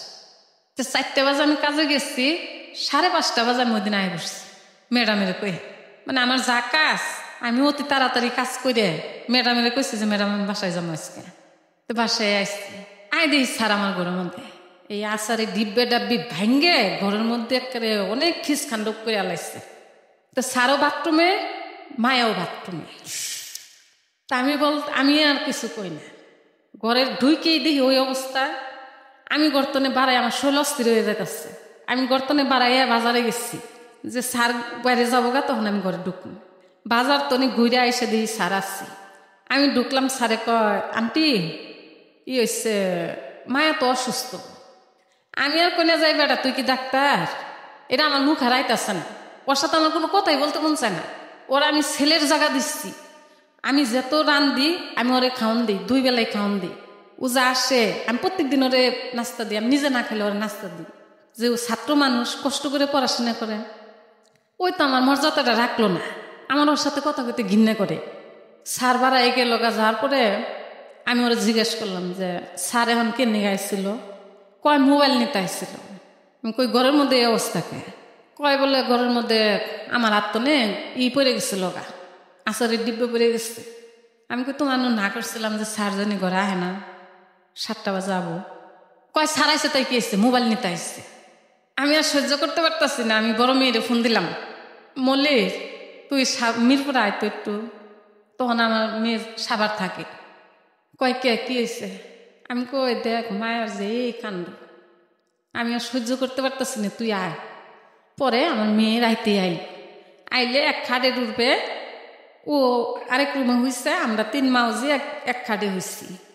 হইলে আমি মলিরে কইতাছি যে দেখ আজকে যে দৃশ্যটা আমার চোখে পড়ছে, স্যার বাথরুমে, মায়াও বাথরুমে, কিন্তু ঘরের মধ্যে আচারের ডিব্বে ডাব্বি সব ভাঙ্গে ছেড়ে হালাইছে ঘরের মধ্যে এরকম। তা আমি যে ঘরে আসলাম, আসে দেখি স্যার, কিন্তু আমি কর্তন বাড়াই গেছি গে। তারপরে ঘুরে এসেও দেখি স্যার আসছে। স্যারে বলতেছে যে মায়া অসুস্থ। আমি তাও কিছু বলিনি। তখন আমার মেয়ে আমার গাইল পাশছে, আমার কইতাছে তুমি তো বালা না, তুমি যদি বালা হইতা তাহলে ওর ঘরের মধ্যে আটকাইতা। মানে আমার বড় মেয়েটা? হ্যাঁ, তুমি ওর ঘরের মধ্যে আটকাইতা, তুমি ওরা জিজ্ঞাসা করতা, তুমি ওর ছেড়ে দিলা কিনগে। যে মা আমার ঘিন্নে করার সাথে কথা কইতা, আমার কথা বলতে মন চায় না। কয় তোমার মেয়ে এসে খারাপ, মানুষের কয়ে লাভ নেই। তো মায়ের তুমি কি করতেছ? উনি কান্দ অস্থির। কয় বলে তোমরা এটাই কি কবার পাও আমার স্যারের সাথে কোনো সম্পর্ক আছে? আমি স্যার তো স্যার, টিচার তো টিচারই, তোমরা কি কো? তোমরা ইলি কো, মানুষ আমার কব না। পরে আমার মেয়ে কইলো যে মা চুপ করো। আমার মেয়ে ওই ছেলের নাম্বারে ফোন দিল, টিচারের নাম্বারে ফোন দিয়ে বলতেছে যে দেখ যে তুমি যে আজকে ঘরে আইছিলা, কেন গাইছিলা? কয় মায়া অসুস্থ আছিল। কি অসুস্থ?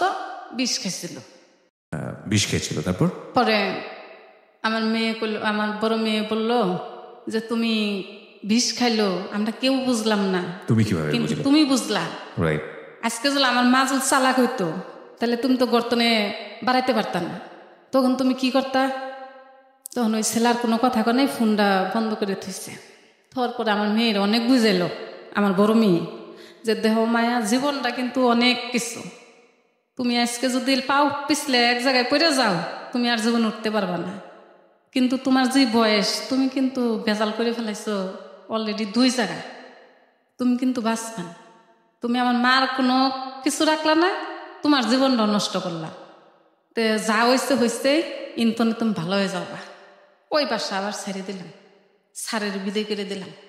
ওর পরীক্ষা হয়ে গেল, স্যার বিদায়। স্যার 8 দিন পড়াইছিলাম, পুরা মাসের টাকা দিয়ে দিলাম, দিয়ে করলাম যে পড়ার না কোনো। ওর পরীক্ষা হয়ে গেল, যাক স্যারে কইল যে আন্টি আমি যদি কোনো ভুল করে থাকি মাপসাপ করে দিয়েন। আমি আর কোনো ভাইয়ের সাথে কোনো প্রত্যুত্তর করার কিছু না। 6 নাম্বার আমি বাসা নিলাম।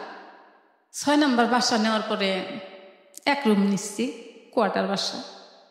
তো 1 তারিখে গেছি, 2 তারিখ 3 তারিখের দিন আমার স্যারে ফোন দিচ্ছে, আন্টি আপনি কই? আমি বাসায়। কয় আমার তো একটু একটা বইয়ের দরকার আসছিল। আমি কই কিসের বই? কয় রাশেদের একটা বই লাগবো আমার। আমি কই তুমি বই নিবার কহনাবা? কয় আমি এক্ষুনি আম। কি বই আম? আমি কই কি বই আবা? আমি কি বই কম? আমি কিছু তো চিনি না, কোনো আসছি তাও কম না, আমি যে 6 নাম্বার আছে এটাই জানি। কইতে না কইতেও আমার ঘরে যায় হাজির শেষ। সে আমার বাসাটাও চিনছে। বাসায় গেল, যাওয়ার পরে বই মায়া বাইকেরে দিল। তা আমি কামে জামগা জুলুম আমার, আমি বইয়ে চা খাইতেছি, আমার দনি গেছে। তা আমি চাটা খেয়ে বাড়াই গেলাম গা, আমি যাবই গে। তো সেদিন বইটা গল্প টল্প করে গেছে। এরকম করে দিনের মধ্যে 2 বেলা হয় 3 বেলা হয় বাসায়, আমি কইতে পারিনি। তো ওই ম্যানেজার আমার একদিন বলতেছে, কয় আপনি ঘরে যে একটা ছেলে আহে এটা কে? ওকে। আমি কয়দিন আসছে? কয় প্রত্যেক দিনে আহে, দিনের মধ্যে 2-3 বার আসছে। তা আমি আর মায়ের কিছু না কইয়ে আমি মুন্না ভাইরে ডাকলাম, যে আমি আসলে কিছু আমার মাথায় ধরে না, আমি কি কমু, ভালাই কম না খারাপ কমু, আমি কিছুই কইতে পারি না। তো মুন্না ভাই আসলো, আসে এদের কি মায়ের পরীক্ষা কাছে এসে বসতে, মায়েরে জুতা কিনে দিল, সব যা যা লাগে ওর সব কিছু কিনে দিল মুন্না ভাই কিনে দেহারে কইল যে দেখো জীবনটা তোমার জীবনটা তুমি যেভাবে গড়াবা ওইভাবেই গড়ে উঠবো। তো আমি চাই যে তুমি পড়াশোনা করে আগেই যাও, তোমার মা যে কষ্ট করছে তুমি যাতে না করো, আমি ওইটাই চাই, তাছাড়া আর কিছু চাই না। তা তোমার মা যে আমার ডাকছে, কি এর নিকে ডাকছে তুমি করছেনি? পরে কয় আপনি আমার কাছে শুনেন। পরে আমি কইলাম যে দেখেন মুন্না ভাই, এই ছেলের জন্য আমি 3-4 ভাষা পাল্টাইলাম। তখন হয়তো আমার দোষ ছিল যে আমি মাস্টার বাদ দিইনি কেন, কিন্তু আমি তখন মাস্টার বাদ দিইনি একটা কারণেই যে আমার ছেলের পরীক্ষা ছিল, এই জন্য আমি বাদ দিচ্ছিলাম না। কিন্তু এখন তো আমি বাদ দিয়ে দিচ্ছি, মেয়েরেও কুচিনে দিয়ে দিচ্ছি, এখন তো আমার স্যারের কোনো প্রয়োজন নেই। কিন্তু স্যার আমার এরকম করে ফোন দিল, ফোন দেওয়ার সাথে সাথেই উনি আমার ঘরে এসে বললো। তারপরেও উনি সেদিন গেল, তারপরে এখন এই যে দিনের মধ্যে 3-4 বার করে আসে, 2-3 বার করে আসে, এটা কি? পরে মুন্না ভাই কইল যে দেহ মায়া, তুমি যদি প্রেম করো রাস্তায় করবা, কোনো ছেলে ঘরে আসবে না। আর যদি কও যে না তুমি প্রেম করবা না, আমি করে চয় যে তুমি বিয়ে করবা, তাই তুমি তাও করতে পারো। আর যদি কও যে না তোমার চয় যে তুমি বিয়ে করবা, তাও তুমি সেই ছেলে নিয়ে আসো, আমরা এখন তোমার বিয়ে দিয়ে দিম না। উনি মানে কোনো রাজি নেই, উনির কথা হলো 5 বছর পরে বিয়ে করবো। আচ্ছা, ওই 5 বছর ওই ছেলে ওরে যে বিয়ে করবো এর কোনো গ্যারান্টি আছে? ছেলে যখন একটা লাইনে দাঁড়াবো তখন আমি একটা কাজের লোক, আমার মেয়েটা যে বিয়ে করবো এর কোনো গ্যারান্টি আছে? Point, very important point. হ্যাঁ, তো যাক, এটাই মানে আমার টেনশন। 2 দিন কি করলো, ওই সন্ধ্যা নাগে আর ও গর্তন বাড়ায় জায়গা যায় আমার বাসার সামনে যে রাস্তার মাথায় যায় বইয়া গল্প করে দুজনে, এই স্যারের সঙ্গে। হ্যাঁ, গল্প করে ওই পোলাপানে ধরে, মানে ঢাকা শহর বোঝান না কিরকম পোলাপান। জি, পোলাপানে ধরছে, ধরে পরে বাসায় নালিশ দিচ্ছে, মেয়েটা তো এই বাসায় থাকে, এই মেয়েটা এইভাবে প্রত্যেক দিন কথা কয় এই জায়গায়, ম্যানেজার বললো, আমি বললাম যে তোর কি এটাই কি কাণ্ড, তুই কি আমার কি মরতে কস না বাঁচতে কস, কোনটা কস? কয় না আমি আর যাম না কোনোদিন। যাক ছেলেও মানে আওয়া একটু বন্ধ হইতেছে। জি। তা আমি বললাম যে যাক আমি আর এত আজাব খুলিতে পারতেছি না, ছেলের বোন আছে না, আমি ছেলের বোনের কাছে যাব। ছেলে আয়া পড়ছে আমার বাসায়, আপনি আমার বোনের কাছে কেন যাবেন? আপনি আমার বোনের কাছে যাবেন কেন নিগা? আমি কি দোষ করছি? আমি কই যে তুমি তো দোষ করো নাই, দোষ তো আমি করছি। আমি তোমার নিয়ে এসেছিলাম, মাসে মাসে তোমার টাকা দেই, আর আমি ঘরের মধ্যে একটা নাটক তৈরি করে দিচ্ছি। দোষটা আমার, দোষ তোমার না আসলে। আমি এটাই জানাইতে যাবো। কয় আমার বোনের কাছে জানাইলে আমার এটা ক্ষতি হয়ে যাবো গা। আমার বোনের কাছে আপনি কোনো কথা কেন না, আমি আপনি ঘরের ফ্যামিলির সাথে আর কোনো কিছু হবো না, আমি আমার মতন থাকবো। আচ্ছা। যাগা একদিন মুন্না ভাইয়ের সাথে বাণিজ্য মেলায় গেল, এই যে বাণিজ্য মেলা গেল। জি। বাণিজ্য মেলায় গেছে, আমি কাজে গেছি। সন্ধ্যার সময় আমি আইসি, আয় দেখি স্যার আমার ঘরে আইসা আমার ঘরে একটা মেয়ে আছে, মেয়েরে কইতাছে, কয় মায়ের একটু ফোন দাও তো। মায়ের যে ফোন দিতেছে, মায়া ফোন ধরে না। ছেলে ফোন দিছে, মায়া ধরে নেই। ওই যে ভয় যে গেছে বাণিজ্য মেলায় গেছে, এটা জানে যাবো গা। জি। কিন্তু ছেলে যে আমার ঘরে, এটা তার মায়া জানতেছে না। এর মধ্যে এই ছেলে বয়ে থাকতে থাকতে মুন্না ভাই আর মায়া আইসছে। যখনই দেখছে স্যার, তখন মুন্না ভাইরে কইতাছে যে আঙ্কেল আপনি কইেন না যে বাণিজ্য মেলায় গেছি। মুন্না ভাই রাগ করছে, হ্যাঁ আমি তোমার মামা, আমি তুম করে গার্জেন, আমি তো তোমার সাথে তো ফুর্তি করতে যাইনি, ঘুরতে যাইনি। জি। আমি গার্জেন হিসেবে তোমার নিয়ে গেছি, আর হে কাছে তো তোমার বিয়ে হয় নাই, আমি কেন মিথ্যে কথা কম? এন্তনে ছেলেরে মুন্না ভাই ডাইকে অনেক কথাবার্তা জিজ্ঞেস করলো যে তুমি কি মায়ের পছন্দ করো? ছেলে একবারে না। ছেলে যদি বললো নি যে পছন্দ করি, বা আমি 5 বছর পরে বা 2 বছর পরে আমি বিয়ে করবো, তাহলে আমার কোনো দুঃখ ছিল না। কিন্তু ছেলে একবারে না, সরাসরি না করে দিল। হ্যাঁ। মেয়ে কয় আমার আছে। মেয়ে বলছে আমি পছন্দ করি। হ্যাঁ, মেয়ে বলে আমি পছন্দ করি, ছেলে কয় আমি পছন্দ করি না। জাগা ওকে। এটার জন্যে আমি একদিন একটা লাথি দিছি। লাথি দেওয়ার পরে আমারে কয় কি, কয় তুই আগে সামাল, তুই খারাপ, তুই আগে ভালো, তারপরে আমার কর, তুই আগে নিজের সামাল কর, তারপরে তুই মানুষের কর।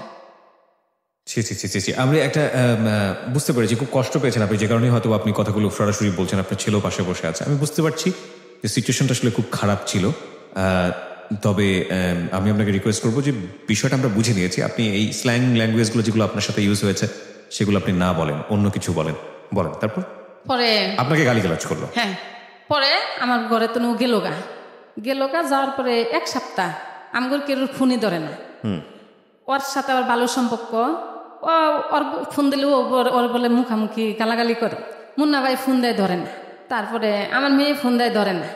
তা আমি একদিন ছেলের বাসায় গেলাম, আমি যাই বললাম যে দেখ একটা সে না মেয়ে, ও কোথায় আছে তুমি অবশ্যই জানো। জি। তুমি ওরে কইলেও বাসায় আসবে, আমি চাই যে ও বাসায় আসুক, আমি কোনো গন্ডগোল করতে চাই না। ও যদি ফাঁকে থাকে, যদি মরে যায়, তাও তুমি বাঁচবা না। আর যদি ও যদি বাইসে থেকে যদি ফাঁকে থাকে, তাও তুমি বাঁচবা না। কারণ আমার তো গ্যারান্টি আর কেউ দিতে পারবো না, আমি তুমি করে যা দেখছি। ছেলে অনেক গরম হয়েছে, আমি সরে আসছি। আসার পর ওনার বোনের কাছে গেছি, যেহেতু আমার মেয়েটা ঘরে নাই। ওনার বোনের যাই আমি বললাম যে দেখেন এই ঘটনা। ওনার বোনে করলো যে আপনি ছেলের বাসায় আবার যান, আপনি ছেলেরে যাই চাপ দেন। আমি আবার ছেলের বাসায় গেলাম, যাই করলাম যে দেখো তুমি এখনো কোনো ব্যবস্থা নিলা না, তুমি দেখছো যে আমি চুপ করে আসছি, পরিণাম আকুল ভালো হব না। হয় ওর আজকের দিনে তুমি বাই করবা, আর না হয় আমি ব্যবস্থা করবো। মানে কি ওকে লুকিয়ে রেখেছে বা কিছু করেছে? মানে ও যেন আছে ও জানে, ছেলেটা জানে, কিন্তু আপনার কাছে নাই, তাই না? পরে 15 দিন পরে আমার মেয়ে, মানে আজকে যেমন এই কথাটা বলে আইলাম ছেলেরে, এই ছেলে ওর সাথে কন্ট্যাক্ট করছে, কইরে আমার মেয়ে ফোন দিচ্ছে, ফোন ধরলো তুই কোথায়? কয় আমি ফার্ম গে। কি করতেছ? চাকরি করি। যে তুই বাসাত কে আবি না? কয় বাসাত যামু, এই কতদিন গুলো ফোনই ধরে নেই। কয় বাসাত যামু, তাহলে বাসায় আহে, কয় টাকা লাগবো? কত টাকা? কয় 2000 টাকা লাগবো। আমি খাইছি থাকছি, 1000 টাকা দিতে হবো। আমার মেয়ে 2000 টাকা পাঠাইলো, পাঠাইয়া ও আসলো। আসার পরে এই ছেলে আমারে কি করলো, ও যে সকালে আইলো, রাত্রে আমার মেয়ের আর আমার হুদ্দে ডাইকে নিয়ে গেল বোনের বাসায়। বোনের বাসায় নিয়ে যায়, মানে এত যাবৎ যা করছে সব মিথ্যা। মিথ্যা প্রমাণ করলো। করার পরে আমার মেয়েরে, আমার বড় মেয়ে ফোন দিল যে স্যার যে এলি কথা কইছে এটা কি সত্যি? কয় না। কয় যে তোমার সাথে যে যে এটা হয়েছিল এটা তুমি শুনছো এটা কি সত্যি? না, মানে সব না। মেয়ে সব না করলো। পরে আমার মেয়ে বড় কইলো যে দেখো মা, তুমি এখন ওই ছেলের পায়ে ধরে মাপ নাও, তুমি ভুল করছো। পরে আমি অন্তনে ছেলের পায়ে ধরে উঠে আসছি। আসার পরে আমি ওই মেয়েরে বললাম যে তুমি যেন মন চা তুমি চলে যেতে পারো, আমি আর তোমার রাখবো না। তুমি কি করবো এটা তোমার ব্যাপার, এটা আমার ব্যাপার না। পরে আমার বড় মেয়ে গাড়ি ভাড়া টাকা দিছে, পরে বাড়ি চলে গেছে। এখন আমি মেয়ে যা করছে করছে, এখন আমি এই ফুলার জন্য বলি যে আমি যত কষ্ট করতেছি জীবনে আমি শুধু অগরের জন্যই করছি, আমার নিজের সুখ চাইনি। এখন আমি চাই যে আমার ছেলেটা ভালো করে লেখাপড়া করুক, ভালোভাবে মানুষ হোক, আমার না দেখুক, আমার দেখার কোনো প্রয়োজন নেই। ওরা ভালো হোক। আমার কথা যে মানুষে কয় যে ওই বেটি কষ্ট করছিল, ওর একটা পোলা মানুষ করছে, আমি এইটুকু চাই, আর কিছু চাই না।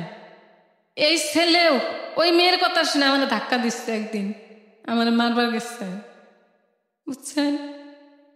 তা আমি এটাই চাই যে দেখেন আমি জীবনে যা কষ্ট করে আইছি, আমি সব কিছু ভুল করছি, কিন্তু আমার মতন জানি কোনো মা ভুল করে না। যদি কোনো মা সরে আসে পোলাপান জানি নাথিরে থুয়ে আসে, কেউ জানি পোলাপান নিয়ে আসে না। আপনি বললেন তো তারপরও মারা কেন জানি পারে না, এবং মাকে আল্লাহ পারতে দেয় না। কারণ মা যদি সন্তানের কাছ থেকে সরে যায় তাহলে পৃথিবীতে আমি জানি না, মানে নৈরাজ্য যেটা বলে সেটার এক্সট্রিম রূপ হয়তো মানুষ দেখবে, হয়তো কিয়ামতের সন্নিকটে হয়তো এরকমই হবে। কিন্তু একটা কথা আপনি রাশেদকে নিয়ে একটু আগে বললেন যে আপনাকে গায়ে হাত তুলতে গেছে বা এরকম কোনো কিছু, কি হয়েছিল, ঘটনাটা কি ছিল? ঘটনা মানে ওই যে পড়তে বসে না, আচ্ছা, পড়তে বসে না, দুজনের হাতে ক্যাচ ক্যাচ করি। আমি সারাদিন কাম করি, ঘরে এসে দেখি যে এই অবস্থা, তখন আমার মেজাজ খারাপ হয়ে যায়। খুব স্বাভাবিক, খুব স্বাভাবিক। পাগল হয়ে যায় যে আমি হাঁটতে পারি না। এখন আমি এত কাজ করছি যে আমার শরীরে কোনোদিন কনে কাজ করছি, এখন আমি হাঁটতে পারি না, আমার এই সাইডটা অবশ্য হয়ে যায়। তে ওই এক দুই কথা নেই, আমি ওরে মারছিলাম, গালের মধ্যে চর দিচ্ছিলাম, এই জন্য আমার মারছিল। এখনো 4 মাস, 9-এ পরীক্ষা দেয়া 4 মাস, স্কুল কি জিনিস কইতেই পারবো না, বই কি গুছে বহে কইতে পারবো না। ও গেল গা নবীনগর চাকরি করব। আমি ফোন দেই যে তুমি আয় পর, তুই আয় পর, তোর চাকরি করো না গো, না তুই পড়াশোনা কর। 2 মাস কাটাই আইসে, আয় আবার বাড়িতে যায় 1 মাস কাটাই এলো। তারপরে যা আইসে তুই পড়তে বহস না, পড়তে বহস না, মানে পড়লে আমার মন শান্তি। উজুল পড়তে বহে মনে হয় যে আমার জীবনটা ওরে দিদিন। আমার এমন নাকি সময় সময় যে ওর কাছে তার কিছু চাই না। আমি সেদিন ওরা বুঝাইছি যে দেখ বাবা, আমি কি তোরে কোনোদিন কইছি যে তুই কেরোর একটা টেহা চুরি করে না আমার দে, বা কোনোদিন কইছি যে কেরোর একটা জিনিস চুরি করে না আমার দে? তোরা কেড়ে আমার সাথে এরকম করস? তোর সাথে তো আমি ক্যাচ কাছাই শুধু একটা কারণে, তোর স্বার্থের জন্যে, যে তোরা মানুষ এই জন্যে।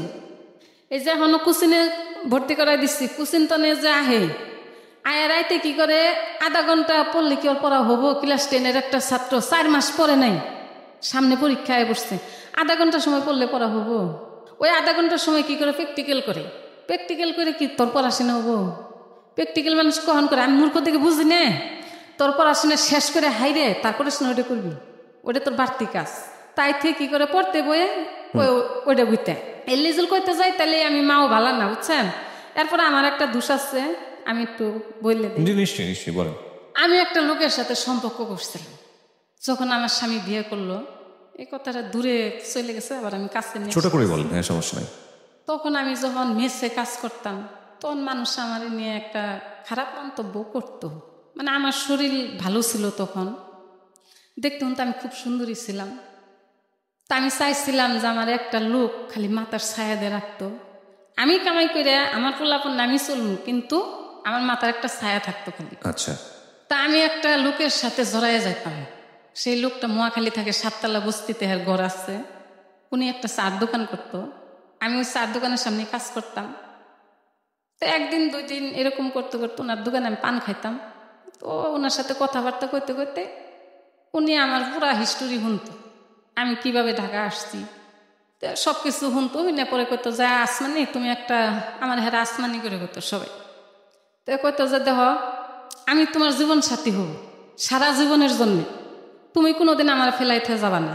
তা তো আমিও কইছি যে আমিও কোনোদিন ফেলাইতে যাব না, আমি যতদিন ঢাকা থাকবো এতদিনে আমি এই ছায়ার নিচে থাকবো। সেই লোক আমারে 6-7 বছর আমার সাথে আসছিল, 6-7 বছর ওনার সাথে উঠা বসা করছি আমি। মনে করেন যে আমরা বিয়ে করিনি একটা কারণ, উনি আমার বিয়ে করতে চাইছে, আমি করিনি। উনি কাম কাজ পছন্দ করতেন না। যেটা তো আপনার প্রথম হাজবেন্ডের অভিজ্ঞতাই ছিল যে উনি ভালো ছিল না, কাম কাজ করতো না। না, আমারে কাম কাজ করতে দিত। ও আপনারে কাজ কাম করতো? আচ্ছা আচ্ছা। হ্যাঁ, মানে উনির একটা কথা ছিল যে দেখো আসমানি, তুমি যদি আমার ছায়ার নিচে থাকো, আমি তোমারে কম খাওয়াই বেশি খাওয়াই আমি খাওয়াবো, কিন্তু তুমি মানুষের বাসায় কাজ করতে পারবা না। আপনি কাজ করতেন মূলত আপনার এই ছেলে মেয়েগুলোকে মানুষ করার জন্য। তা আমি তখন ওনার কথা সারাদিন আমি বলছি যে না, আজকে আমার আপনি দিবেন খাওয়ান, কাপড় চোপড় আমারে দিবেন, আমার 3টে পোলাপান কে দেখবো? কয় তোমার পোলাপান তোমার জীবনে দেখবো না, তুমি যা ভাবতেছো এটা তোমার কোনোদিনও হবো না, কারণ তোমার গাছ ভালো না, ফল ভালো হবো না। ওই লোক আমার এলি বলতো। তে উনি আগে তো এরা আসছিল না কেউ, উনি আমার এমনই ভালো জানতো যে আমি হাইটে গেলে উনি ব্যথা পাইতো, উনি আমার এমন ভালো জানতো। এরকম করতে করতে যখন 4-5 বছর গেছে, দিনের মধ্যে 2বার আইতো 2বার যাইতো, মানে আমার কাজের ফাঁকে যখন সময় পাইতাম যে আমি এখন ফিরে আসছি তখন উনি আইতো। তো এরকম করতে করতে যখন 4-5 বছর কাটে গেল, যাওয়ার পরে এগরে 2 ভাই বোনের আমি আইনা ঢাকা ভর্তি করাইছিলাম। এর আগে বুঝতে তো নেই শয়তান, আজকের শয়তান না, সুরত তো নেই, মানে একই সিস্টেমের লোক, পরিবর্তন হয়নি আজ পর্যন্ত। তো তখন এই ছেলে মেয়ে আইনে যখন ভর্তি করাইলাম, তখন যে উনি আইতো, উনি আমার মাঝে মাঝে খুব জ্বালা যন্ত্রণা করতো। কি জ্বালা যন্ত্রণা, ওই কাজে গেতাম যে উনার ওটা সহ্য হইতো না। উনির একটা কথাই ছিল যে আমি তো তোমার টাকা পয়সা খাম না, তো তুমি কামাই করে কারে খাওয়াবা? তুমি সুখ চাও, আমিও সুখ চাই, তুমি বাইরে যাইতে পারবা না, কামে তোমার যাওয়া যাব না, তোমার পোলাপান আগে ছোট আছিল বড় হয়েছে, তোমার আর এলি করো না। কিন্তু আমি এটা মাইনে নিতে পারিনি কোনোদিন, এবং সে পর্যায়ে আপনার সম্পর্কটা নষ্ট হয়ে গেছে। আমি গল্পের একটা শেষের দিকে চলে আসতে চাই এবং আপনি নিজেও শেষের দিকে চলে এসেছেন। গল্পের শেষটা হচ্ছে রাশেদকে নিয়ে। রাশেদ, তুমি তো আজকে পুরো গল্পটা শুনলা তোমার মায়ের কাছ থেকে, তোমার কি বলার আছে? মানে তুমি শোনার পরে তোমার অনুভূতিটা কি? তুমি তো এখন অনেক বড়, 17 বছর বয়স, 18 বছর বয়স। তোমার মা যেগুলো বলেছে সেগুলো নিয়ে যদি তোমার কিছু বলার থাকে, তোমার যদি মনে হয় যে না মা যেটা বলেছে সেটা ঠিক বলে নাই, আমার সাথে ঠিক মতো আচরণ করে না, তুমি সেটা বলতে পারো, কোনো সমস্যা নেই। তোমারও বলার রাইট আছে, কারণ তোমার জায়গা থেকে তুমিও অনেক কিছু চাও, হয়তো বা সেটা তুমি ঠিক মতো পাও না। কিছু কি বলতে চাও? আমার এমনি কিছু বলার কিছু নাই, কিন্তু আমার কথা হইলো পড়লেও আমার মা একটু বলে যে পড়ে না। মানে আমি প্রতিদিন কোচিং এ যাই, কোচিং থেকে আসার পরে। তোমার রেজাল্ট কি? আমার রেজাল্ট? হ্যাঁ, কোন ক্লাসে পড়ো? ক্লাস 9। ক্লাস 10 তোমার রেজাল্ট কি? ক্লাসে কত নম্বর পজিশন তোমার? রোল 1 আমার। 1 নম্বর রোল? মিথ্যা কথা কেন বলতেছো? সত্যি কথা বলছি। 1 নম্বর রোল তোমার? আপনি বলেন। আপনি চাইলে আমার স্কুলে টেকনিক্যালে যখন ভর্তি করাইছি না, ভর্তি রোল হইছে 1। ভর্তি রোল 1? ভর্তি রোল 1 দিয়ে আমি কি করব? এখন ক্লাস 10 এর রোল 1। এখন ক্লাস 10 এ কোন কত, মানে কোন পরীক্ষার সেমিস্টার তো সিস্টেম তোমাদের, নাকি সেমিস্টার সিস্টেম না সাময়িক সিস্টেম, কোনটা? ক্লাস 10 কয় মাস গেছে তোমাদের? আমার ক্লাস 10 4 মাস। পরীক্ষা হয়েছে এর মধ্যে? জি না, পরীক্ষা এখন পর্যন্ত পরীক্ষা হয়নি। ভর্তি রোল তোমার 1? ভর্তি রোল 1 তো কোনো ফ্যাক্ট না। তোমার স্টুডেন্ট কতজন টোটাল?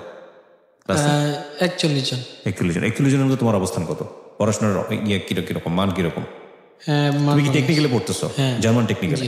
ওখানে পড়ে কি হবে, মানে শেষ পর্যন্ত কি হওয়া যায়? না, এখানে আমি ওয়েল্ডিং ট্রেড নিয়ে পড়তেছি, ওয়েল্ডিং এর উপর ভিত্তি করে। আচ্ছা, তো এটার ভবিষ্যৎ কি? মানে এখানে এসএসসির পরে 6 মাস কোর্স করা যায়, আবার ডিপ্লোমা করা যায়।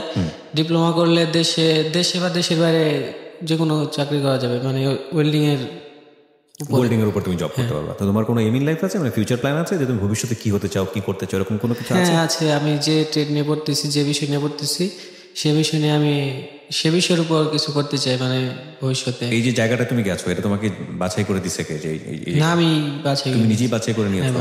কার পরামর্শে গেছো? আমার পরামর্শে আমি গেছি। তুমি জানলা কিভাবে যে এখানে ট্রেড নিয়ে পড়লে হওয়া যায়? আমার মামা ওয়েল্ডিং এর কাজ করছে, আমার মামার দোকানে কাজ করছি মাঝে মধ্যে।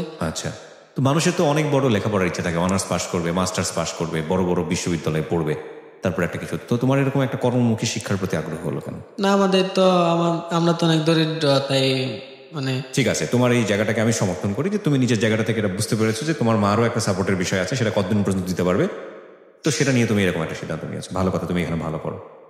তোমার মার কোনো অভিযোগ কি আছে তোমার মার বিরুদ্ধে? তোমার প্রথমত মার বিরুদ্ধে কোনো অভিযোগ? তোমার মায়ের গায়ে তুমি হাত তুলেছো কেন?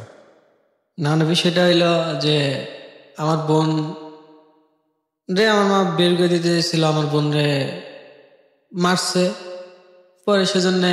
তোমার মা তোমার বোনকে নিয়ে যেগুলো বলেছে সেগুলো কি মিথ্যা বলেছে? জি না, মিথ্যা বলেনি, সবই ঠিক বলেছে। হ্যাঁ সব। আচ্ছা ঠিক আছে। তো এরকম বোনের জন্য যদি বেশ কয়েকবার ঘর ছাড়তে হয়, বাসা চেঞ্জ করতে হয়, এতবার সুযোগ দিতে হয়, তারপরে যদি সে তার গায়ে হাত তোলে, সেটা কি অন্যায় ছিল? চিনা অন্যায় নাই। তাহলে তুমি কেন রাগ করে তোমার মায়ের হাত তুলতে গেলা? ইচ্ছা করে তুলি নেই, মানে আমার হঠাৎ করে হয়ে গেছে। তুমি মাপ চেয়েছো আমার কাছে? হ্যাঁ মাপ চেয়েছি। ও কি মাপ চেয়েছে আপনার কাছে? শোনো রাশেদ, তুমি অনেক ছোট, তোমাকে কিছু কথা বলি এবং তোমাকে বললে আজকে হয়তো অনেক কি বলা হবে। তোমার ডাবল বয়স আমার। হ্যাঁ, আমার বাবা সরকারি চাকরি করতো। আমি কথাগুলো বলতে গেলে অনেক নস্টালজিক হয়ে যাবো, আমার হয়তো কান্না চলে আসবে। I never did that in my life, whole life, মানে আমি কখনো করিনি। আমার বাবা দেশের জন্য শহীদ। আমি কোনোদিন রেডিওতে বলি না আমার বাবাকে নিয়ে গল্প।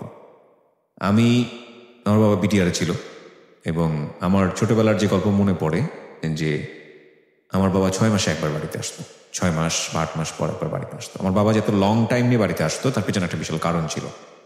আমি যখন মোটামুটি বয়স হয়েছে তখন বুঝতে পারতাম যে এতদিন পরে কেন আসতো, মানুষ 2 মাস 3 মাস পরে আসে।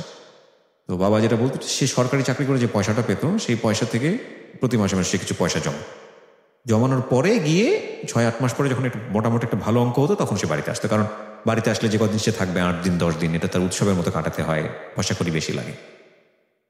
তো আমাকে মূলত যতটুকু মানুষ করেছে আমার মাই মানুষ করেছে। তোমার মা তো তোমাকে ঢাকা শহরে নিয়ে আসছে। আমি ক্লাস 8 পর্যন্ত গ্রামে বড় হয়েছি এবং কড়া শাসনের মধ্যে বড় হয়েছি। তো মাঝে মাঝে এরকম মনে হতো যে মা এত শাসন করে, জীবনই রাখবো না। মনে হতো যে না, এটা অন্যায় করতেছে, অনুচিত করতেছে, এটা ঠিক না, মার জায়গা থেকে এটা কোনোভাবেই ঠিক না। আমার মা আমাকে বাবা ছাড়া এখন কথা বলে না, কিন্তু আমার মনে নাই যে ক্লাস 10 পর্যন্ত সে আমাকে বাবা ডেকেছে কিনা, এত বেশি শাসন করত। এখন যখন যে বড় হয়ে গেছি, বিয়ে শাদী করেছি, সংসার হয়েছে, হ্যাঁ, এবং মাকে কিন্তু সেই অর্থে মা বগুড়াতেই থাকেন, মা ওই জায়গাটাই থাকেন, নিজের ভিটা বাড়ি ছাড়েন নাই। তো এখন কিন্তু উপলব্ধি করি এবং প্রতি মুহূর্তে উপলব্ধি করি যে মা আসলে কি। তোমাকে এই কথাটা এই কারণেই বললাম, কোনো জ্ঞান দিচ্ছি না, মানে কোনো পরামর্শ দিচ্ছি না। পৃথিবীতে সেই রত্নের মূল্য মানুষ তখন পর্যন্ত বুঝতে পারে না যখন পর্যন্ত রত্নটা মানুষের কাছে থাকে। যখন হারাই ফেলে তখন বুঝে যে আসলে কি ছিল। তোমার মাকে তুমি তখনই রিয়ালাইজ করতে পারবা, তখনই মূল্যায়ন করতে পারবা যখন গিয়ে তুমি পয়সা ইনকাম করা শুরু করবা।